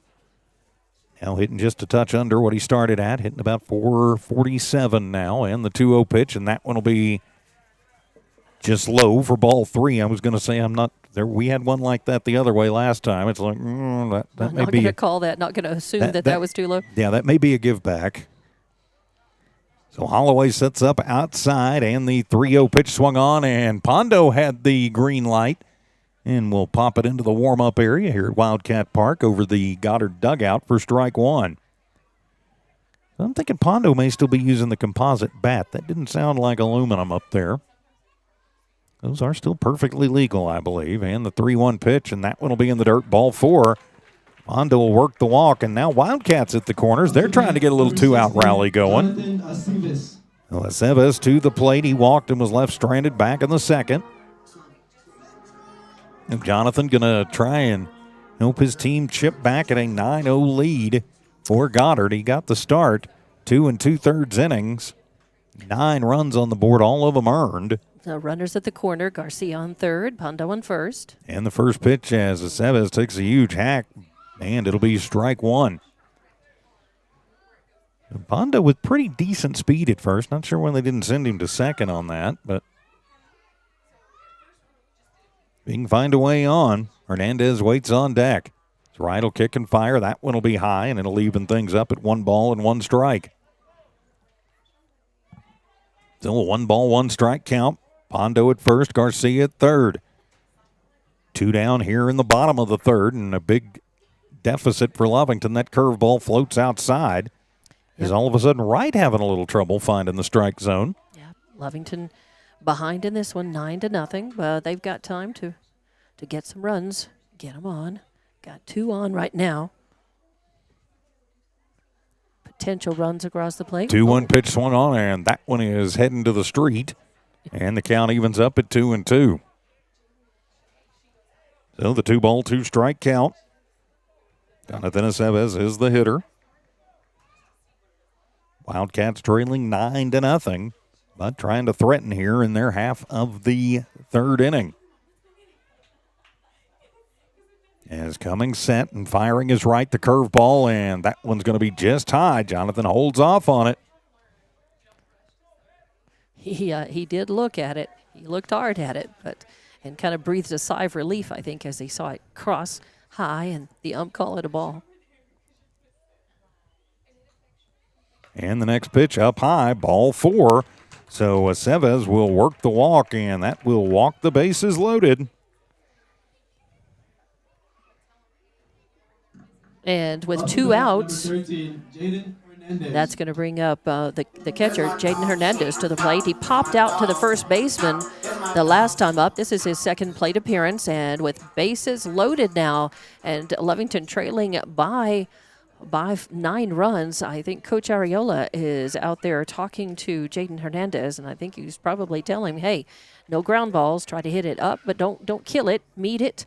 All we need is a good, solid shot into the field, outfield somewhere, even if it's shallow, to get a run or 2 in. This is the coaching staff. I believe that was Coach Stokes going to come over and have a couple of words with his infield, and Coach Ariola coming over, and he's still barking about the delivery of Wright after a couple of balks got called on Aceves back in the first. You got Aceves at first. You've got Pondo at second. Garcia at third. Bases loaded full of Wildcats trying to get the 2-out rally going. And it'll be Jaden Hernandez to the plate. First pitch to Jaden. Fastball swung on. That one is hammered high in the air to left field, but it is not going to carry as Kermota doesn't even have to move. And he'll just stick the glove up and grab it for out number 3. So Lovington threatens, but comes up empty. We head to the 4th. It's Goddard 9, Lovington nothing. This is Wildcat Baseball on the Lovington Sports YouTube channel and HobbsAmerica.com. When it comes to your hard-earned money, selecting the right bank is vital. Hi, I'm David Campbell, president of First American Bank in Lovington. First American Bank in Lovington is part of this community. So bank with trusted partners you know, and trusted partners that are part of this area we call home. First American Bank offers all the advantages big corporate banks do, and we do our banking with hometown support and commitment. Choose First American Bank, 19 West Washington in Lovington. We want to earn your trust, then earn your business. We're the pharmacy that you've trusted for over 75 years. Being open for that length of time can only happen with consistency, service, and local engagement. Now Pharmacy has supported the local youth in City of Lovington for over 75 years. When you need a pharmacist, you can trust that Now Pharmacy will be there for your needs. Go by Now Pharmacy located at 122 West Adams in Lovington today. Now Pharmacy, a proud supporter of the Lovington Wildcats. And coming back to Lovington baseball, Lovington Sports YouTube and HobbsAmerica.com. In the bottom of the 3rd inning, Lovington had no runs on 1 hit, 1 error committed, 3 left on base, and we go to the top of the 4th inning. Goddard winning 9-0. And with the call, here is TJ Miracle. Thank you very much, Dawn. It'll be 3, 4, and 5 due up for the Rockets. Cinco Holloway, Michael Matheson, and Bryce Carrillo. Your line score through 3 complete for Goddard. 9 runs on just 3 hits. They've committed an error and left 2 runners stranded. For the Wildcats, no runs. They also have 3 hits. They've also committed 1 error, and they've left 5 runners out on the base paths. So Holloway will step in. He is 0 for 1. He lined out in the first and then walked and scored in the third. So the catcher, Holloway, will lead things off. Cesar Salinas still on the mound for the Wildcats. Looks like we may have some more changes in the field. I'll check on that here in just a minute. So as Holloway will settle in the wind and the first pitch, and that one will come inside from Salinas for ball one. Nope, still normal, so still like it was. So Salinas and Hernandez, now your battery. Set the rest of it for you momentarily. Gets the sign and the 1-0 pitch, and that one's going to be away for ball two. Infield is Pata, Gonzalez, Garcia, and Weiser. Outfield, Sanchez, Ochoa, and Pondo.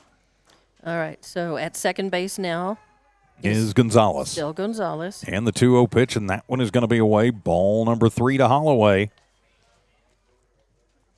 A 3-ball, no strike count to Holloway at the plate. Top of the fourth inning. Lovington in a big hole. Not what you want going into the doubleheader tomorrow. And the 3-0 pitch, and that one is away. And a 4-pitch walk to Holloway as he will trot down to first. And I think will be replaced by Vandenberg. And, yep, it will be Vandenberg going on to run for Holloway. So that'll be Michael Matheson to the plate. He's 0 for 1. Walked and scored in the first, then was a strikeout victim in the third. 0 for 1, but he does have a run scored and a pickoff attempt quickly. Trying to get Vandenberg sleeping over there. As Salinas will go to the stretch. And another pickoff attempt. So not wasting any time. He wants to keep Vandenberg close over there. Parra holds him on. As Matheson, the cleanup hitter, will settle in. Hernandez sets up outside. Runner goes to hit and run. It is on the ground. Garcia with it and will toss it across to first to Pata. Runner goes. He's heading to third, and Weiser loses the ball as it is going to be kicked by the runner. That should be runner interference. He should be made to go back to third. So Matheson is going to ground out 6-3. Vandenberg was moving around, and they're going to say that no interference. They're going to say he didn't kick the ball, and so is going to score on an error by Weiser. Officially, that'll go in the books as an error by Weiser because the ball was in his glove and then came out and then scooted away from him. So the second error of the ball game makes this a 10-0 game, and that is the potential winning run coming in. And so now it'll be Bryce Carrillo to the plate. And the first pitch to Carrillo from Salinas is in there, called strike one. So a bit of an interesting kerfuffle over at third. Right. Results in a run and an error. A run for Goddard, an error for Lovington. And the pitch swung on. That one lifted high in the air, going over the light standard. And out of play for strike two. That was a no-ball, 2-strike count. And really, when Garcia got the ball, he was very close to second, but it was a quandary. He was too far away to reach the bag himself, and the way he had caught the ball and was running, he was not in stride to be able to throw the ball to second. Vandenberg pretty quick, and the pitch swung on, and that'll be a little looper, and going over and misplaying it is Gonzalez. And so an E4, another error for the Wildcats. Things kind of starting to fall apart for him here. As Gonzalez started out, if he keeps himself moving that way and keeps the glove up, I think he catches it. Instead, he pulls up and tries to turn over and reach for it, and it bounces off of the fingers and out of his hand. So the E4 has a runner on and just one out here in the fourth, and John Silva to the plate. Silva is 0 for 0. He walked and had a sacrifice, also has scored a run and stolen a base. So Silva will step in with Carrillo now at first. Parra holds him on. So Salinas takes the look in. Has the sign and the runner goes. Had the hit and run on. Stolen base for Carrillo. And Silva, strike one as they tried the hit and run. They forgot the hit part, but they got the run part. So now a runner in scoring position at second. That is Carrillo. Then a no-ball, 1-strike count. One out here in the top of the fourth. Salinas checks the runner, comes to the plate. It'll be a chopper. High chopper as Garcia gets it on the bounce. Plenty of time to fire it over to Parr, and he'll throw it back across to Weiser trying to get Carrillo leading off. So Silva will be out 6-3. It will advance the runner, but now 2 down as Lucas Wright, the Goddard pitcher, to the plate. And Wright walked to score his last time up, struck out his first time up. So he is 0 for 1 officially in the ball game. Right, and this is his third plate appearance with 1 runner on at third. And Goddard now 10-0. Hernandez sets up outside, and the first pitch to Wright, just going to miss outside, ball 1. As Hernandez left the ball there, framed it up and left it there for the ump to see. Still said it was outside. Yep, didn't buy it. So a 1-ball, no strike count. Runner at third is Carrillo. And the 1-0 pitch swung on and took something off of that one. And Wright, right over the top of it and evens it up at 1-1. So the 1-ball, 1-strike count as Wright settles back in. Salinas shakes off a couple from Hernandez. Now he's ready to go. Still set at the letters, and the 1-1 pitch swung on and missed. Good curveball. Got Wright to chase. He was thinking fastball and got him to lunge at the curve for strike 2. Good pitch there from Salinas. And he made up his mind a little too late to go for it. Oh, it's a 1-ball, 2-strike count. I'm not going to say anything. I'm not sure I've ever hit a curve. And the 1-2 pitch swung on. That one will be hit in the air to right center field. Is coming over on the run is Pondo and making the grab for out number 3. But a run comes across on a bit of an odd play and will give Goddard the 10-0 lead. Wildcat Baseball continues in a moment on the Lovington Sports YouTube channel and HobbsAmerica.com. Stone Oilfield Services says many traffic fatalities may be caused by an intoxicated driver. So do yourself and your community a favor and remember the 3 C's of safety: caution, courtesy, and above all, common sense. Safe and sober driving is everyone's responsibility. That message was from Stone Oilfield Services in Lovington, a name you can trust and depend on. For quality and integrity, call 575-396-1840. From the Stone family and staff at Stone Oilfield Services. Lasco Construction is a proud partner in education in Lee County. Lasco Construction is your hometown construction company. Lasco Construction encourages you and business owners to support Tatum, Jow, Lovington, Eunice, and Hobbs businesses. Buy as much as you can locally, which is why Lasco Construction always supports the youth of Lee County. Lasco Construction supports you. Call 393-9161 for all your construction needs. Support your community. And welcome back to Wildcat Baseball. In the top of the 4th inning, there was 1 run on no hits, 2 errors committed, 1 left on base. We go to the bottom of the 4th. Wildcats coming up to bat, and with the call, here is TJ Miracle. Thank you very much, Dawn Morgan. It'll be 6, 7, and 8. It'll be Pata, Gonzalez, and Ochoa due up for the Wildcats, now trailing 10-0. So Lovington needs to get at least a run on the board if they want this one to go past 5 this evening. So Pato will step in. He is 1 for 1. He singled back in the second and was left stranded in the first pitch from right to Parr. That's on the ground, and it'll go right between first and second. And so Nick is on with his second single to right of the ball game, and the Cats are in business here in the 4th. Number 9, Ethan Gonzalez. So now it'll be the Ethan Gonzalez to the plate. Gonzalez started the game as the DH and moved to second base. So Gonzalez will step in. He is 0 for 1. As a strikeout victim back in the second. Parr with about a step off of first. And the first pitch at the plate to Ethan is going to be high for ball 1.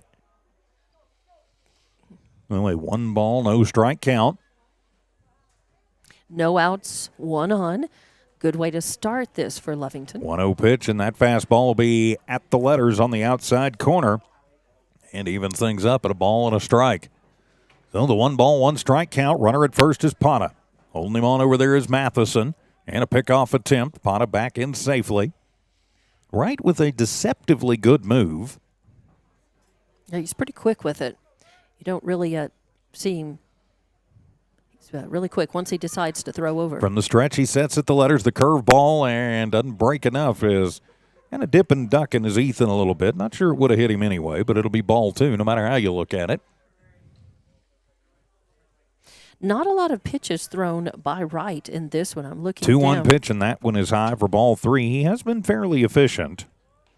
He's only taken I think one batter to a full count that I've got. Two of them, yeah. Two of them now. Three and one counts for a couple of them as well, but not a lot of pitches thrown. 3-1 now to Gonzalez, and the pitch outside, ball 4. So working the walk, so that'll keep the Cats in business. Now runners at first and second with Cameron Ochoa to the plate. Ochoa 0 for 1. But a chance for the Wildcats to do some damage here in their half of the 4th inning. Trailing 10-0. As that'll be the 3rd walk of the ball game given up by Wright. So now runners at first and second. Showing bunt is Ochoa. Pulls it back, ball 1. Ochoa, 216 hitter on the season. And try and move the runners around, and he'll show bunt very early again. As Wright checks the runners and deals, and that one is a beaut. It'll go, and Wright will get it in front of the mound, and he will fire over to Alsop covering at first, and he'll throw it to third, and it is going to be airmailed as getting to it is Carrillo, but he'll airmail it, and then heading all the way to third is Gonzalez. So Ochoa. It'll be an error that'll score Pata. So the E5 will score. Now Ochoa with the sacrifice is out 1-4 for out number 1. But Lovington gets this back under the mercy rule, and Cesar Salinas to the plate. Salinas led off an inning ago with a long fly to center. So Lovington finally on the board here in the bottom of the 4th. So Wright looks to Holloway, gets the sign. First one to Salinas. That is a line shot. It's going to fall fair into right field down the line and go almost to the wall before Silva gets it. That'll plate 1, and Salinas will slide into second with the RBI double. Good pitch to hit by Salinas, and he takes it out to right and will cash in Gonzalez. And the Cats finally trying to get the line moving here. Weezer to the plate, 0 for 2, but a chance to cut into this a little bit more if he can. We will have a courtesy runner coming in for Salinas. Let's see who's going to trot in. That'll be Matthew Hernandez. So Hernandez to run. That's Matthew Hernandez to run for Salinas. Now pitching, so he gets the courtesy runner. A 1 down runner at second. 2 runs across for the Wildcats. So 10-2 is your score. Lovington trailing only by 8, and they've got a nice rally going here. They want to keep the line moving, try to get as much as they can while they've got the momentum. First pitch to Weiser. That'll be a chopper on the ground. Backhanded by Stokes. He'll come to third, and they will get Hernandez at third. Or did he slide into the tag? Nope. It'll be 6-5 to get the lead runner. Well, now coach is telling him to stand stay back there because he's appealing the call, and the home plate ump is walking out. Weiser going to score on the fielders, or rather be on the fielder's choice. And now the official's going to talk about it. It was a very close play. I thought from our angle that the tag was applied by Carrillo, but the ump's much closer than we are, and we're kind of an angle over here. So the ump, says he said he's out. So out 6-5 as the Boo Birds in blue come out. So now 2 down for the Wildcats. And Weiser will be over at first, but Luis Garcia having a good game. He is 2 for 2. Got a double and a single. Single in the first, a double in the third. But now 2 outs is Lovington going to try and keep the 2-out rally moving. Goddard trying to shut it down. Right from the stretch. We'll check on Ryan and tosses over to Matheson. Weiser back in. Garcia, left-handed batter. And has the open stance and the first pitch, and Luis will take that one back to the street. Nice cut. Hope nobody's driving by right now. That'll be strike 1. No, a 0-ball, 1 strike count. Good cut at it, just a little bit late on that. Weiser gets the lead off of first. Matheson holds him on about a step over there. And Wright will kick and fire, and Garcia chases a curveball low. That one started in the zone and then broke down and through. And Garcia over the top of strike 2. He can find his way on. Micah Pando waits on deck. So now an 0-2 count to Garcia, and he will chase one and gets a piece of it. to stay alive, as I don't know how he got a piece of that one, but he did. And that's what you got to do, especially on an 0-2 count. You got to protect the plate. Yeah, he was thinking swing from the minute it left Wright's hand. Just make contact and spoil it off if you have to. So it stays 0-2. And the pitch swung on, and that's a hard shot back up the middle. Going to find its way through to Suns in center. Weiser with good wheels round second. He is heading to third, but a throw over, and oh no, they're going to try and get the pickle going. If Ben, they get the tag out before the run can score. Oh no, a running error as Garcia will be out. You will score that one 8-6 to 3-6. For out number 3. He will get the single, but will be out 8-6-3-6, and they tagged him out before Weiser could score. And so that ends the Lovington fourth. They get 2 runs across, though, as we head to the 5th. Goddard 10, Lovington 2.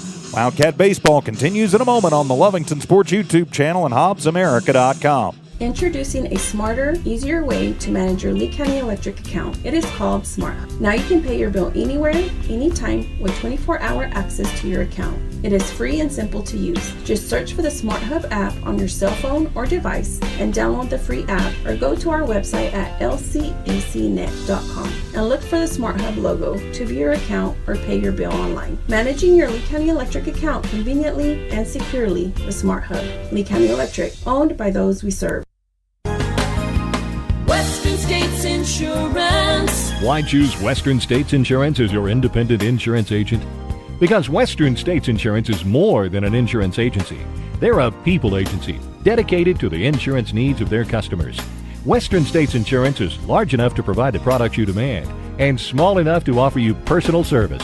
We've got you covered. Western States Insurance. Call 396-1318 or go by 212 North Love in Lovington. And welcome back to Wildcat Baseball. In the bottom of the 4th inning, Lovington scored 2 runs on 3 hits. There was 1 error committed, 1 left on base, and we go to the top of the 5th inning.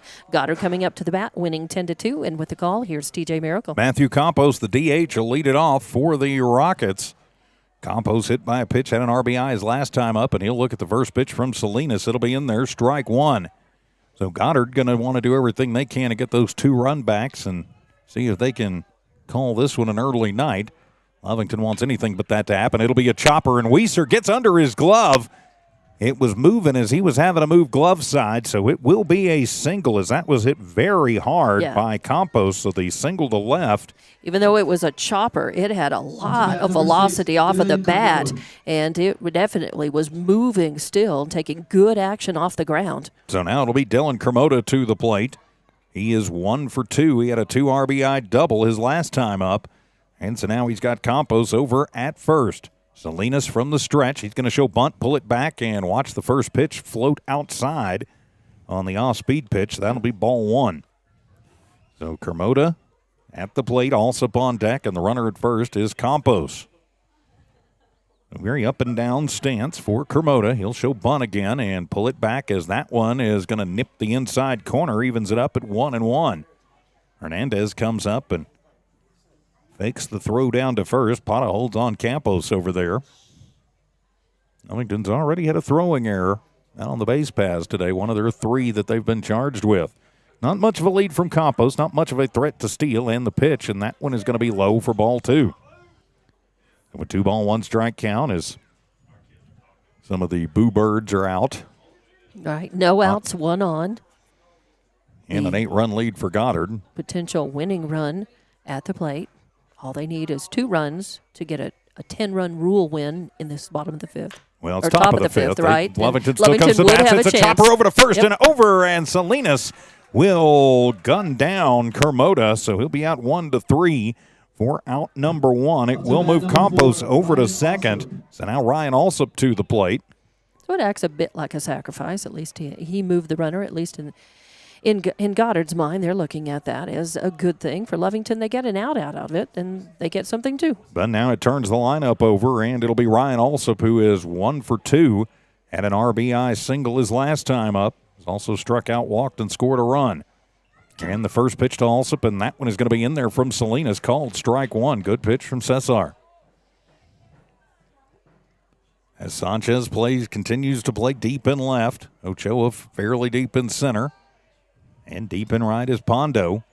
And the 0-1 pitch, curveball swung on, and that's off the end of the bat. It's a chopper to Gonzalez deep in the hole at second. He will fire it over to first and to Parra in time. So 4-3 for out number 2. It will move Campos over to third, and now it'll be Ryan Stokes to the plate. Stokes a double, and he scored in the first. He is 0 for 2 since then, so he is 1 for 3 in the ball game.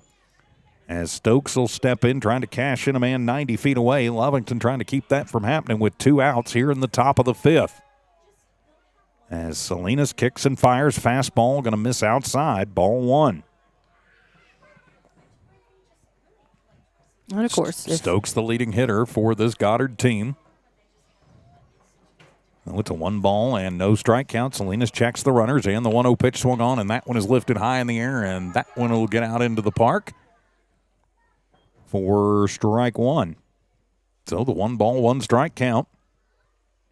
Of course, tomorrow afternoon, 5 o'clock, we will be in Roswell at Goddard High for a doubleheader.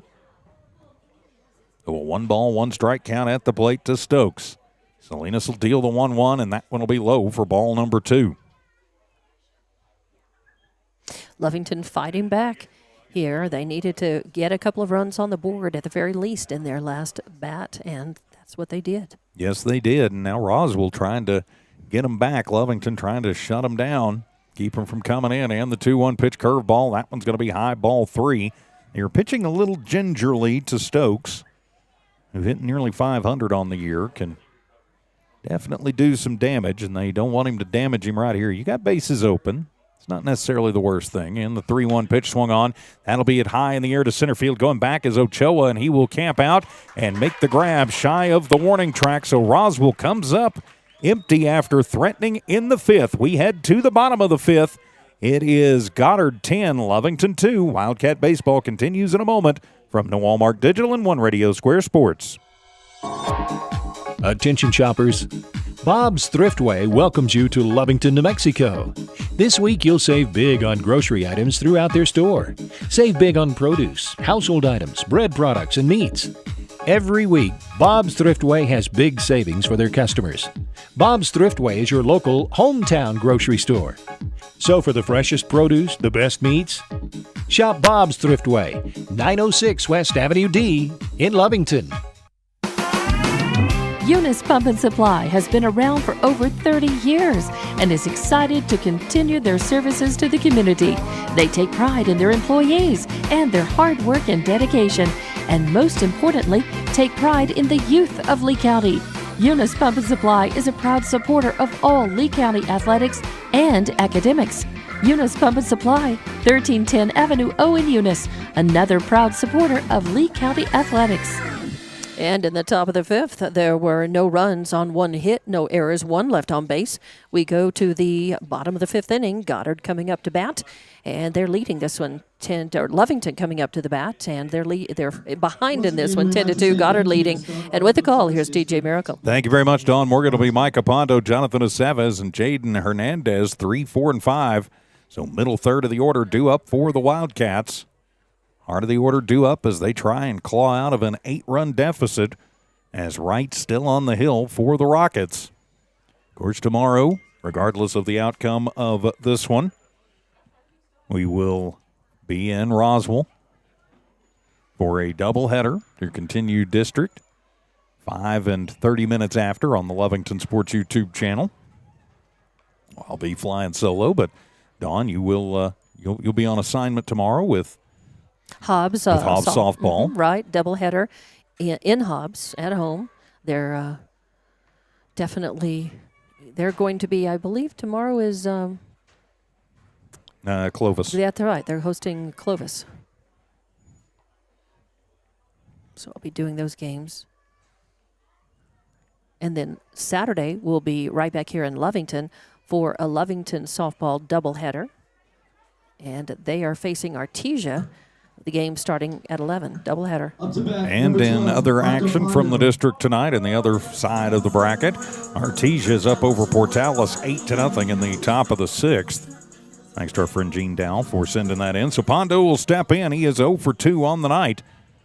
So he'd like to be due here.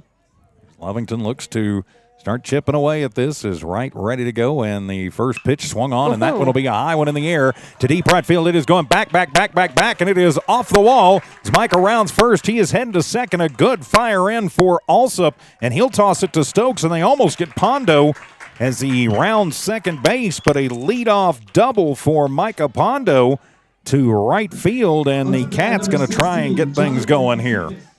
With no outs, now a runner in scoring position. That brings up Aceves, who started as pitcher. And we actually have a new pitcher out there. That's Garrett Langley. That's when I looked down and read that. I thought, wait a minute, we have a different pitcher now for Goddard. So that's Garrett Langley coming in to pitch for Goddard as Aceves going to step in, and he'll take the first pitch, and that one is drilled to deep right center field. That one is going to bounce off the wall. Jonathan rounds first. He's heading to second as Micah rounds third. He is heading home, and it is back-to-back doubles and an RBI for Aceves, and the Wildcats are now behind just by 7 and a man in scoring position with nobody out.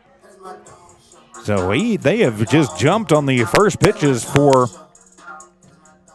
the new pitcher, Langley, as Aceves will head back over to second after he gets the accoutrements off. So now it'll be Jaden Hernandez to the plate. He is 0 for 2 as Lovington trying to claw back. As Langley will check the runner, now come to the plate, fastball in the dirt. That'll be ball 1. I think we've got a new catcher too, maybe. Have to double check that. Yeah, it's hard to tell. Yeah, with the ump is behind him. Can't see his the ump inconsiderately wants to be behind the plate. Yeah. And the 1-0 pitch swung on, and that one is popped up, and it'll get out and over the press box. Even the count at 1-1 to Jaden Hernandez at the plate. So a 1-1 count to Hernandez at the plate. Aceves stands at second after the RBI double. Pondo led things off with a double. And so we're at 10-3 now. Your score, Goddard leading, but no outs in this. Langley from the stretch gets his sign. Now he'll deal the curveball and breaks late and is going to be in there. Called strike 2. I thought it got him on the shoulder. It broke hard late Yeah. and nipped the inside corner for strike 2. So a 1-2 strike count. Langley checks the runner. Now comes with the 1-2 pitch. That's high for ball 2. So the 2-2 strike count as we click towards 7 o'clock. Started this game at 5. Yes, we did. Just a single game tonight. 2-2 pitch curveball, and that one is going to break late, but it's still going to be up and in, and so that'll run the count full to Jaden Hernandez. So 4 innings pitched, and for the starter in this one right, he would be on line for the win. Giving up 2 runs on 6 hits, both of them earned, and the payoff pitch swung on and getting a piece of it and shooting it into the Goddard dugout. Hernandez will stay alive. Count still full. No outs, 1 runner on. Out in scoring position. So if you're the Wildcats, just keep the line moving. Anything can happen. Get the big inning going against the reliever. And the wind in, the payoff pitch swung on, and that one is back to the screen. Is fighting off another good pitch. Jaden Hernandez hanging tough at the bat.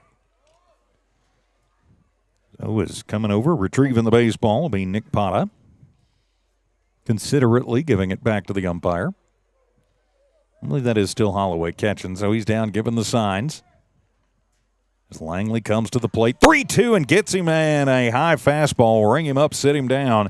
There is 1 down for Lovington as he got him to chase, and now Nick Pata to the plate. Nick 2 for 2 in the ball game. Couple of singles and scored on an error. So Pata will step in with a runner at second. That's Aceves. Open stance for Parra, his first time facing Langley, and that curveball going to hang up and be ball 1. If that hangs up down in the zone, say bye-bye baseball. So a 1-ball, no strike count. Is Pata ready? Langley checks the runner. And timeout asked for as granted. Pata thinking Langley taking a little too long. And Nick going to resettle and reset in the right side box. The open stance, 1 down, Aceves at second. Langley checks on Jonathan and comes with the 1-0 pitch. And that one is heading to the parking lot. and evens the count to Nick at 1-1. So a 1-ball, 1-strike count. Runner at second. Wildcats have put a run across here in this 5th inning.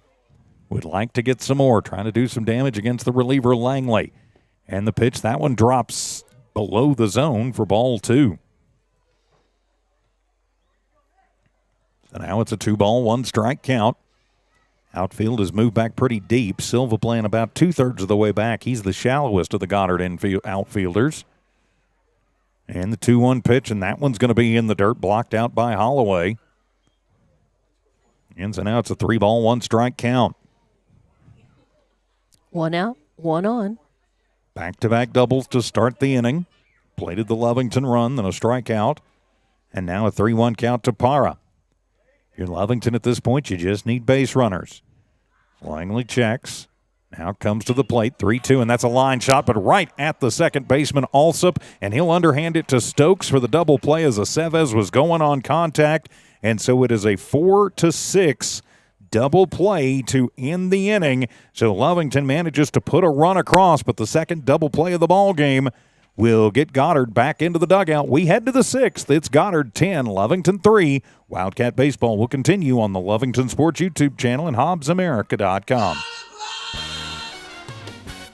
Devon Energy is proud to support the athletic programs of Lovington High School this season. By partnering with local schools in Lovington, Devon is making an investment in the long-term future of the community. Sports teach discipline, teamwork, and leadership. Skills our youth will use to succeed for a lifetime. From the Devon team to yours, Devon Energy wishes you good luck this season, both on the field and in the classroom. Go Wildcats! When it comes to your hard-earned money, selecting the right bank is vital. Hi, I'm David Campbell, president of First American Bank in Lovington. First American Bank in Lovington is part of this community. So bank with trusted partners you know, and trusted partners that are part of this area we call home. First American Bank offers all the advantages big corporate banks do, and we do our banking with hometown support and commitment. Choose First American Bank, 19 West Washington in Lovington. We want to earn your trust, then earn your business. And welcome back to Wildcat Baseball. In the bottom of the 5th inning, there was 1 run scored on 2 hits, no errors, 1 left on base. So we are going to go to the top of the 6th inning. Goddard winning this one 10-3, and coming up to the plate to bat. With the call, here's TJ Miracle. Thank you very much, Dawn Morgan, Cinco Holloway, Michael Matheson, and Bryce Carrillo. 3, 4, and 5, the heart of the lineup due up for the Rockets, 15, who lead this one by 7. So Holloway to the plate. He's 0 for 1, but he's walked a couple of times and scored a couple of runs. So now he'll face off against Cesar Salinas, and Caesar throws the first one on the outside corner, called strike 1. So Holloway settles back in. Salinas, another one when there's nobody on, he doesn't take much time, and the 0-1 pitch, and that one going to be in the dirt. Evens things up at a ball and a strike. Well, the sun kind of breaking through. It's been cloudy off and on. Now really going to be a problem right in the eyes of the right side of the field. And the 1-1 pitch, and that one is going to be outside, ball 2. So a 2-ball, 1-strike count. Beautiful evening for baseball here in the Love City. Just a little light wind blowing from right to left across the field. 2-1 pitch, and that one is going to be on the outside corner, knee high, and even things up at 2 apiece. Shadows across the field getting long from that setting sun from the west. As you said, sun playing peekaboo with the clouds and creating a little bit of a vision problem. 2-2 pitch, and that one's high and in for ball 3 as Holloway having to get out of the way of that one. First, second baseman, right fielder having to squint or try to shade their eyes as they look in on the field. So the payoff pitch to Holloway, and that one is going to be outside, ball 4 as Holloway gets his 3rd walk of the ball game. And will trot down to first to be replaced by Vandenberg. And that will bring up the cleanup hitter, Michael Matheson, to the plate. Matheson 0 for 2, but did walk and score back in the first. Number 18, Michael Matheson. And it will be Vandenberg on to run for the catcher, Holloway. So no outs, 1 on here in the top of the 6th inning. And a pickoff attempt as Vandenberg back over. He kind of frustrated Salinas a little bit last inning. And at this point. And the first pitch swung on, and that one is heading to the street. Strike 1 to Matheson. 2 innings ago. On a bit of an interesting, wound up being a ground out and then an error scored him. And another pickoff attempt, a little sidearm sling from Salinas.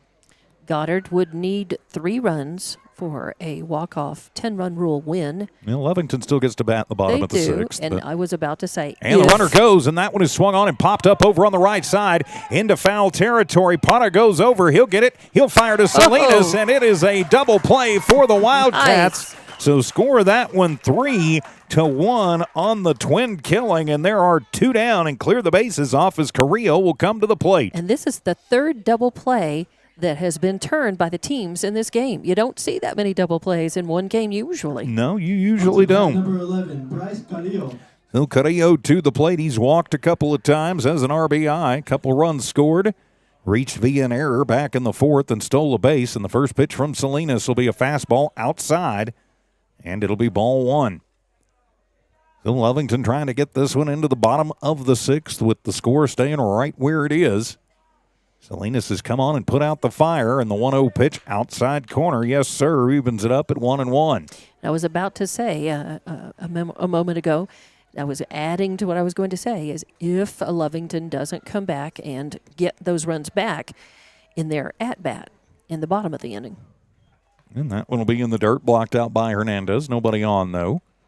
Didn't get by him anyway. It's ball 2. So the 2-1 strike count. Salinas ready to go, gets the sign in the 2-1 pitch, and that one a good pitch. Even it up at 2-2. Nice. Outside of the plate, a lot of pop in the glove on that. And I think Carrillo was maybe looking for the curveball there, not the fastball on the outside. So now it's a 2-2 strike count. Hernandez set up outside, but Salinas shakes him off and then steps off the rubber. So now he's back up and ready to go. Just like that, 2 outs. Nobody on. 2-2 pitch, and that one is going to be curveball in the dirt.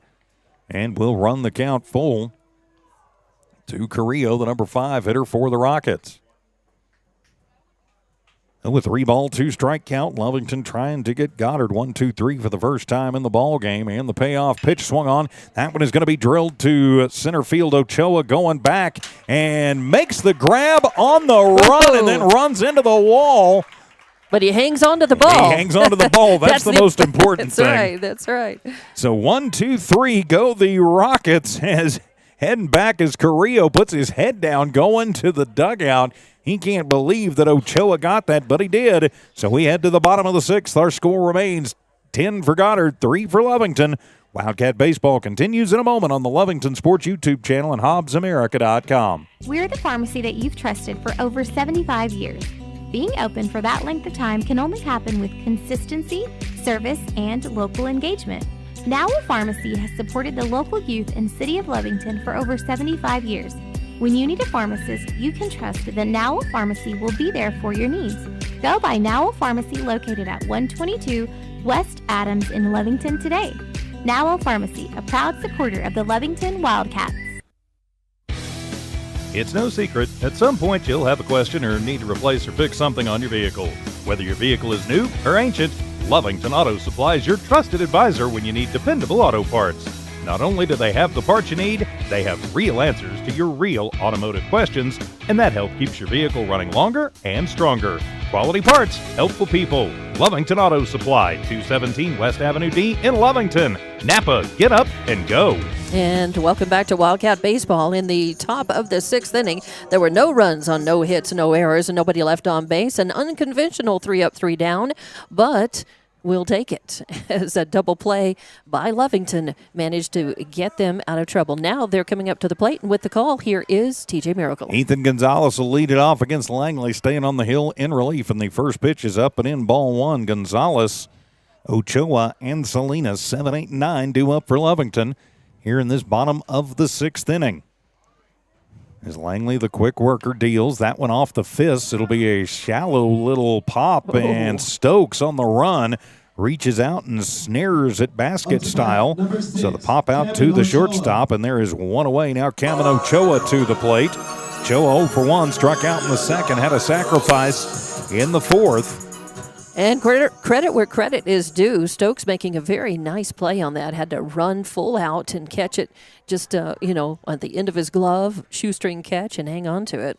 First pitch from Langley to Ochoa. Curveball. That one is shot right back up the middle. Going to get over the head of Alsop as charging in his sons. And so it'll be a one-out single to center for Ochoa. Just pokes it out there. Now Cesar Salinas to the plate. Cesar with an RBI double his last time up. Flew out in the third on a hard fly out to center. So Salinas will step in, 1 for 2. Chance to help his own cause as a pickoff attempt. Ochoa back in safely. Over at first. Ochoa is a threat to run. He gets about a step and a half, step and three-quarter lead over there. And the pitch to Salinas. Good breaker, goes 11-5 and drops into the zone. Strike one. Oh, a no ball, 1 strike count. Big lead for Ochoa over at first. Matheson holds him on, and the 0-1 pitch high for ball number 1. So it'll be a 1 ball, 1 strike count. Lovington trailing by 7 here in the bottom of the 6th. 1 out, 1 on. Ryan Weiser waits on deck. And the pitch swung on. And fouled back to the screen. Strike 2 as Weiser will come over and retrieve the baseball for the man in black this evening. It's after 7. We're officially into the evening time now. You call anything after 5 the evening, or do you wait till 6 or 7? What do you think? That's a high ball for ball 2. I think it depends on where the sun is in the sky. When really? It starts getting about like this, it becomes evening time. Maybe a little before this. I don't think it's a set time necessarily. So a 2 ball, 2 strike count. Ochoa at first, and the pitch curveball high for ball 3. So a 3 ball, 2 strike count to Salinas. Lovington would love to find a way to get Cesar on. And Goddard would like to do anything they can not to let the number 9 hitter get on base. As Langley will set, and the payoff pitch curveball swung on, and that one is popped up over on the right side, tailing over, and it'll be caught inside the Goddard dugout as Matheson goes to the rail in front of the dugout and will flash the leather and get the catch for out number 2. You know, I didn't even bother following that with the camera all the way over there because I had written it off as going to be an uncatchable ball over there in foul territory. So now 2 down is Ryan Weiser to the plate. And Ryan will take the first pitch from Langley outside, ball 1. Ochoa still standing over at first and giving Matheson fits over there. If not necessarily Langley on the hill. Who gets a pretty good lead. Langley will deal the curveball and hits Weiser. So the hit by pitch will put Ryan on with 2 outs. So runners at first and second. Ochoa goes to second. Weiser at first. And now it'll be Luis Garcia. Garcia 3 for 3 in the ball game. A running error got him caught in a rundown after he singled his last time up. So now he'll step in as the lefty batting shortstop. He plays the field right. Has 2 down, but runners at first and second as Langley fires inside. Ball 1 on the fastball. Garcia can find a way on.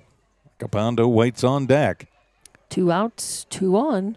Lovington wanting to get the 2-out rally going. Keeping some momentum going. Langley takes a long time and shakes a couple from Holloway off, and finally Garcia says, nope, we're going to reset this. Then it's a 1 ball, 2 strike count. Garcia at the plate. Weiser at first. Ochoa at second. The line and the pitch, and that one's going to be outside, ball 2. Yeah, Lovington trailing by 7, but that's the great thing about baseball and softball too. As long as you've got even a strike to work with, then you've got hope. You've got hope. You're alive. So Garcia back to the plate, the open stance for the lefty. Langley checks on the runner at second, and the 2-0 pitch swung on, and that one is going to be popped up over on the left side, tailing into foul ground, and that one will drop before a sprinting Stokes and a sprinting Kermota can get to it. So it winds up just being a long strike 1. So a 2 ball, 1 strike count. Makes me tired just thinking about running that far. There is quite a bit of foul territory here at Wildcat Park. You've got a pretty wide margin between your foul lines and the dugouts. Yeah, it's pretty wide alley on both sides. Sometimes you see only about half that much room in some parks, just depending on how they're laid out. So a 2-ball, 1-strike count as that one is going to run inside to Luis, ball 3. So a 3-1 count. I've got to think the green light will be on, though, if he sees something he can handle, and I think that's exactly, Robert Uriola, not even bothering to hide it. I think he's telling him if it's there, take it. Garcia bats from the left side. 3-1 pitch swung on, and he will take that one into the parking lot and maybe to the street. And it'll run the count full. But foul off to the left side. So now it'll run the count full. 3 balls, 2 strikes. Weiser at first. Ochoa at second. And a full count at the plate to Garcia. Lovington trailing by 7 late in this one. Bottom of the 6th inning. Langley will check the runners. Now come to the plate. Swung on, and that one is heading to the street to the left. And so we'll reset with the full count.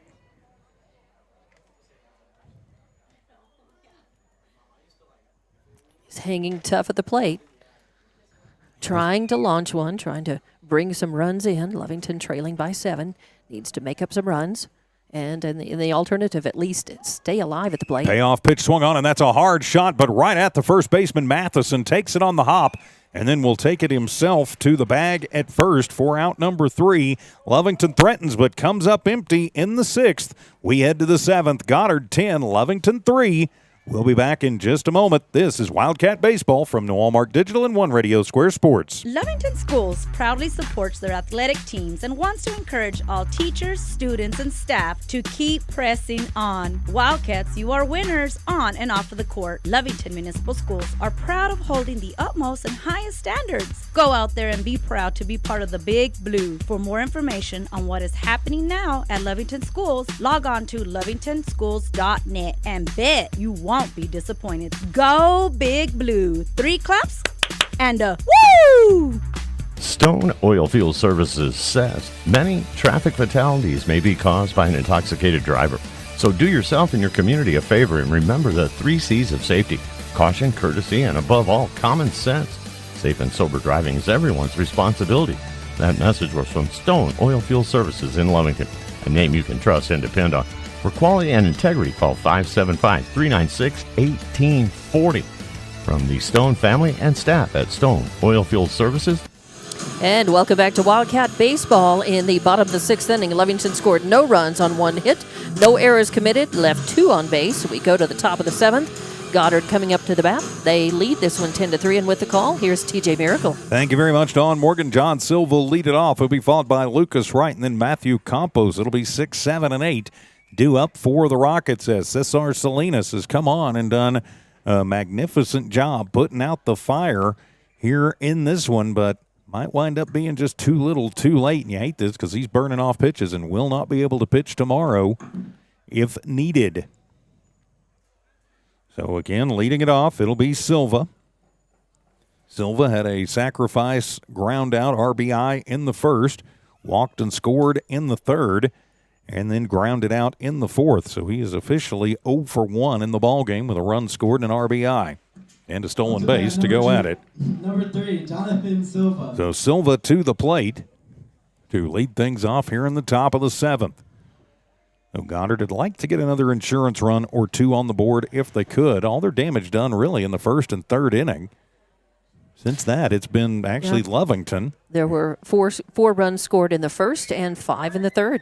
And they both scored 2 in the 4th, and then Lovington got 1 in the 5th. So Lovington's actually won from the 4th inning on, but unfortunately you got to play the whole game. First pitch into Silva was strike 1. Yeah. As Salinas deals the 0-1. That one too far outside. Evens it up at 1 apiece. Would be nice if you could pick and choose the innings you get to keep or, throw back. So it doesn't work that way. Yeah, unfortunately not. Yeah. And if you're Roswell, you're going to pick the 1st and the 3rd. So. Right. And the 1-1 pitch swung on, and that one is heading to the parking lot and into the tree line, and I think somebody lost a windshield. Strike 1, or rather strike 2. No, windshield didn't break, so it's fine. The 1-2 count as Salinas looks in, gets the sign, and the pitch curveball swung on, and that's a line shot over the head of a leaping Gonzalez. Getting to it is Pondo and fires it in time. Are you kidding me? Now Micah Pondo. That you don't see that very often, but that's a testament on what a good right fielder can do with a ball that's well played and a good throw. 9-3 for out number 1. I'm not sure the last time I wrote that down. You don't get to write it in the book very often. You don't see it, but man, what a good time for it. And so now instead of Wright, it will be Langley to the plate, his first at-bat. And the first pitch to Langley is outside for ball 1. So Langley on in relief of Wright. Will take his at-bat here with 1 down, nobody on. But a 7-run lead, and Salinas deals upstairs for ball 2.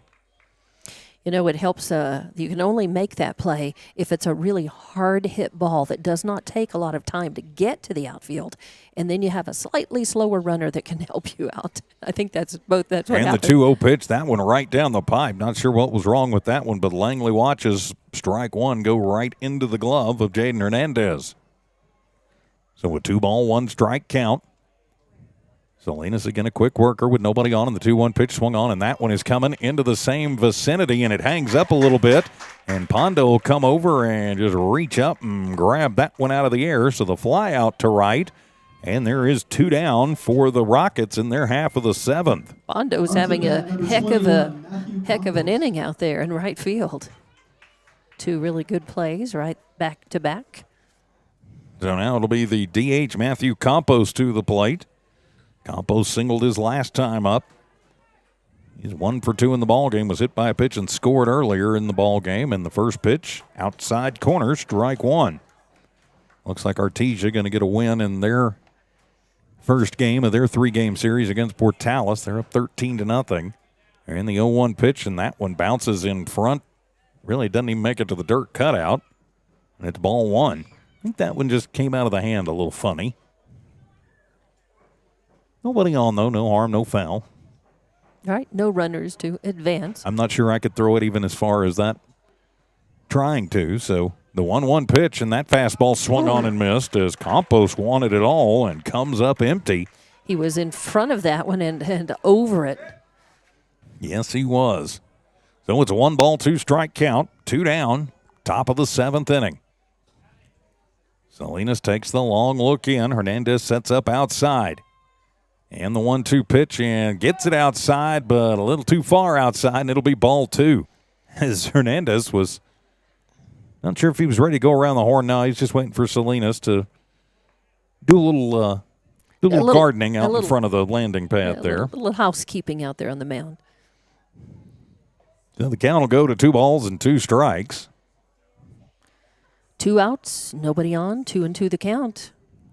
Here in the top of the 7th. And the 2-2 pitch swung on, and that'll come right back up the middle. Gonzalez, and he will boot it off of the glove. And so the E4, another error for the Wildcats, will keep the inning alive for the Rockets, and that'll bring Dylan Kermota to the plate. Kermota 1 for 3, a strikeout victim in the 2nd, had a 2 RBI double in the 3rd, and then grounded out in the 5th. He got stranded. And actually, we've got a pinch hitter coming in. Pinch runner. Oh, pinch runner coming in, yep. I'll get that young man's number as soon as he turns around. I think it's either 16, is it Conrad, or 5. I couldn't tell if that's a 5 or 6 on his jersey. Yeah, it kind of has the jersey tucked in a little bit, hard to see. This is 6. Yeah, it's Dylan Kermota at the plate. Yeah, but I was comparing the 6 to what I saw before he turned around and thinking, well. So we have a runner at first. We're not sure who it is, but we'll let you know as soon as we know. I'm not sure what the umpire held that up for. Everybody was ready to go, and then he stood up and said, nope, timeout. So now we're ready. So runner leads off of first, and the first pitch to Kermota is on the outside corner. Good curveball, strike 1. A 0-1 strike count. Lotta holds on the runner and the pitch, and that one is coming inside, but they asked for timeout. That shouldn't catch up. They call another balk. Wow. They call another balk. So the Wow. runner advances, so that courtesy runner goes from first to second. And that's the third balk of the ball game called on Lovington pitching, and it's an 0-1 count to right. Cremota at the plate. there's no change to the count. And the 0-1 pitch swung on, Ooh. and that one is coming up the middle, and that one is going to be booted by Garcia. Gets to it and then throws it away. So 2 E6s, and that will score. That is actually number 4. That's Logan Sons, who was running for himself. And so Cremota will reach on an E6 since he did not. Yeah, since the error will score the second. The throwing error scored the run, and Cremota gets on via the error when Garcia unfortunately booted it. So there's 2 errors on the play that cost him a run, and now Ryan Alsop will turn it over, and it's an 11-3 ball game. Salinas will set and deal to Alsop. Fastball outside corner at the knees, strike 1. No ball, 1 strike count. Alsop walked in the first, struck out in the second, singled in the third, and grounded out in the 5th. And the pitch, that one is going to be low and even things up at 1 ball and 1 strike. So a lot of odd things have happened in this ball game, including 3 double plays. 2 by Goddard, 1 by 1 by Lovington. Is that right? Yeah. I think so. And the 1-1 pitch swung on, and that one is going to be drilled to deep left field. Going over is Sanchez and makes the grab on the run and gets the out on the fly out to left field. But a run comes across on a couple errors. We head to the bottom of the 7th. Lovington trailing 11-3 as Wildcat Baseball continues on the Lovington Sports YouTube channel and HobbsAmerica.com. Lasco Construction is a proud partner in education in Lee County. Lasco Construction is your hometown construction company. Lasco Construction encourages you and business owners to support Tatum, Jow, Lovington, Eunice, and Hobbs businesses. Buy as much as you can locally, which is why Lasco Construction always supports the youth of Lee County. Lasco Construction supports you. Call 393-9161 for all your construction needs. Support your community. Introducing a smarter, easier way to manage your Lee County Electric account. It is called Smart Hub. Now you can pay your bill anywhere, anytime with 24-hour access to your account. It is free and simple to use. Just search for the Smart Hub app on your cell phone or device and download the free app, or go to our website at lcecnet.com and look for the Smart Hub logo to view your account or pay your bill online. Managing your Lee County Electric account conveniently and securely with Smart Hub. Lee County Electric, owned by those we serve. And welcome back to Wildcat Baseball. In the top of the 7th inning, Goddard scores 1 run on no hits. Lovington commits 3 errors. There was 1 left on base. We go to the bottom of the 7th inning. Lovington trailing 11-3. And coming up to the plate for their final attempt. They've got to tie it to stay alive, or, of course, go ahead to win it. And with the call, TJ Miracle. And the closer will come on for Goddard. That'll be Eldridge. Colby Eldridge is on to try and close this one out, and he'd like to do it in a minimum of pitches because I think he also starts for them. I think they were probably planning on using him in Game 3 tomorrow. So Micah Pondo will lead it off, and if nothing else, they're going to try to bleed some pitches off of Eldridge. The big righty with the big kick will fire the fastball, and that one is popped up on the right side as behind first base and getting out of play. Or did he? Nope, he caught it. Matheson caught it. I thought it had tailed, but nope. Matheson was just kind of nonchalant about the whole thing. So the pop out to the first baseman, and 1 pitch, 1 out. So Jonathan Aceves back to the plate. Aceves, 1 for 1. He had an RBI double back in the 5th. He's walked a couple of times in this one too. Jonathan did not have the start he wanted on the hill. And the pitch, and that one is going to be down low for ball 1. Of course, tomorrow these two teams will meet up again, a doubleheader at Goddard High in Roswell. And the 1-0 pitch, and that one is going to bounce in front of the plate and come inside for ball 2. And with 2 ball, no strike count. Eldridge, the 3rd pitcher of the night for the Rockets. Wright got the start, then Langley came on for a couple innings. Now Eldridge to try and close it out, and the fastball inside, ball 3. So 1 out, nobody on. As Aceves looks down and asks Coach Ariola, he says, can I swing? Can I swing? Can I swing? And I think the answer should be yes. Don't know what the answer was. I don't either. It was in code, and I haven't figured our code out yet. Well, I can't even. And I don't know what the delay now is. He's hidden. Coach is hidden behind a pole, so I can't actually see him. Yeah, I'm not sure. I think the catcher was something going on. He went to the dugout. Yeah, I think maybe an equipment problem or something. Yeah, I think maybe something going on with the maybe something going on with the shin guards. So it's a 3-0 count to Aceves at the plate as Eldridge kicks and fires, and the fastball is swung on and fouled back to the screen. Yep, no take sign on that one. Sure. As Hernandez comes over to retrieve the baseball, Lovington got to get 8 runs this inning with only 2 outs to work with if they want to see this one go extras. And the 3-1 pitch, check swing, and nope, it hits him in the hand. Nope, they're going to say he swung. And so it'll be strike 2. They're going to say that he went through the zone even though it hit him. The bat broke the plane, so if you swing at it, even if it hits you, it's strike 2. So that'll run the count full to Aceves. So he's going to try and shake that one off a little bit. Of course, tomorrow we'll have the doubleheader starting at 5 o'clock here on the Lovington Sports YouTube channel. And that will be in Roswell at Goddard High School. Out in the great wide open. So there's the wind and the payoff pitch, and that one is going to be high ball 4 as Aceves will work the walk. Up to bat number 13, Jaden Hernandez. So Lovington can certainly welcome the base runner. Just 1 out, 1 on now. So now it'll be Jaden Hernandez to the plate. Hernandez 0 for 3 in the ball game. There's a very large bug on the window here, and I'm going to hope that it's not a mosquito. If it is, it's like a 3-inch mosquito. We're not in Alaska. That's not the state bird. Alaska or Minnesota. Right. A couple of the buggiest places on the planet. As Hernandez takes a hack at strike 1. Going to say it is very large. Wildcat Stadium over on the footman. A pickoff attempt and back in safely is Aceves. Yeah, during the late fall over at Wildcat Stadium during football games, it can get a little buggy over there up in the booths. So a no ball, 1 strike count. Hernandez at the plate. Pato waits on deck. Eldridge trying to shut things down. Checks the runner and the 0-1 pitch curveball, and ducking down is Hernandez as the count evens up at 1 ball and 1 strike. 1-1 count, 1 out, and 1 on here in the bottom of the 7th. An 8-run lead, though, for the Rockets, and another pickoff attempt, and that one is going to get away from Matheson as Aceves on the horse. He is heading to second, and he will pull up there. So the E1 will move the runner around. Second error of the ball game committed by the Rockets.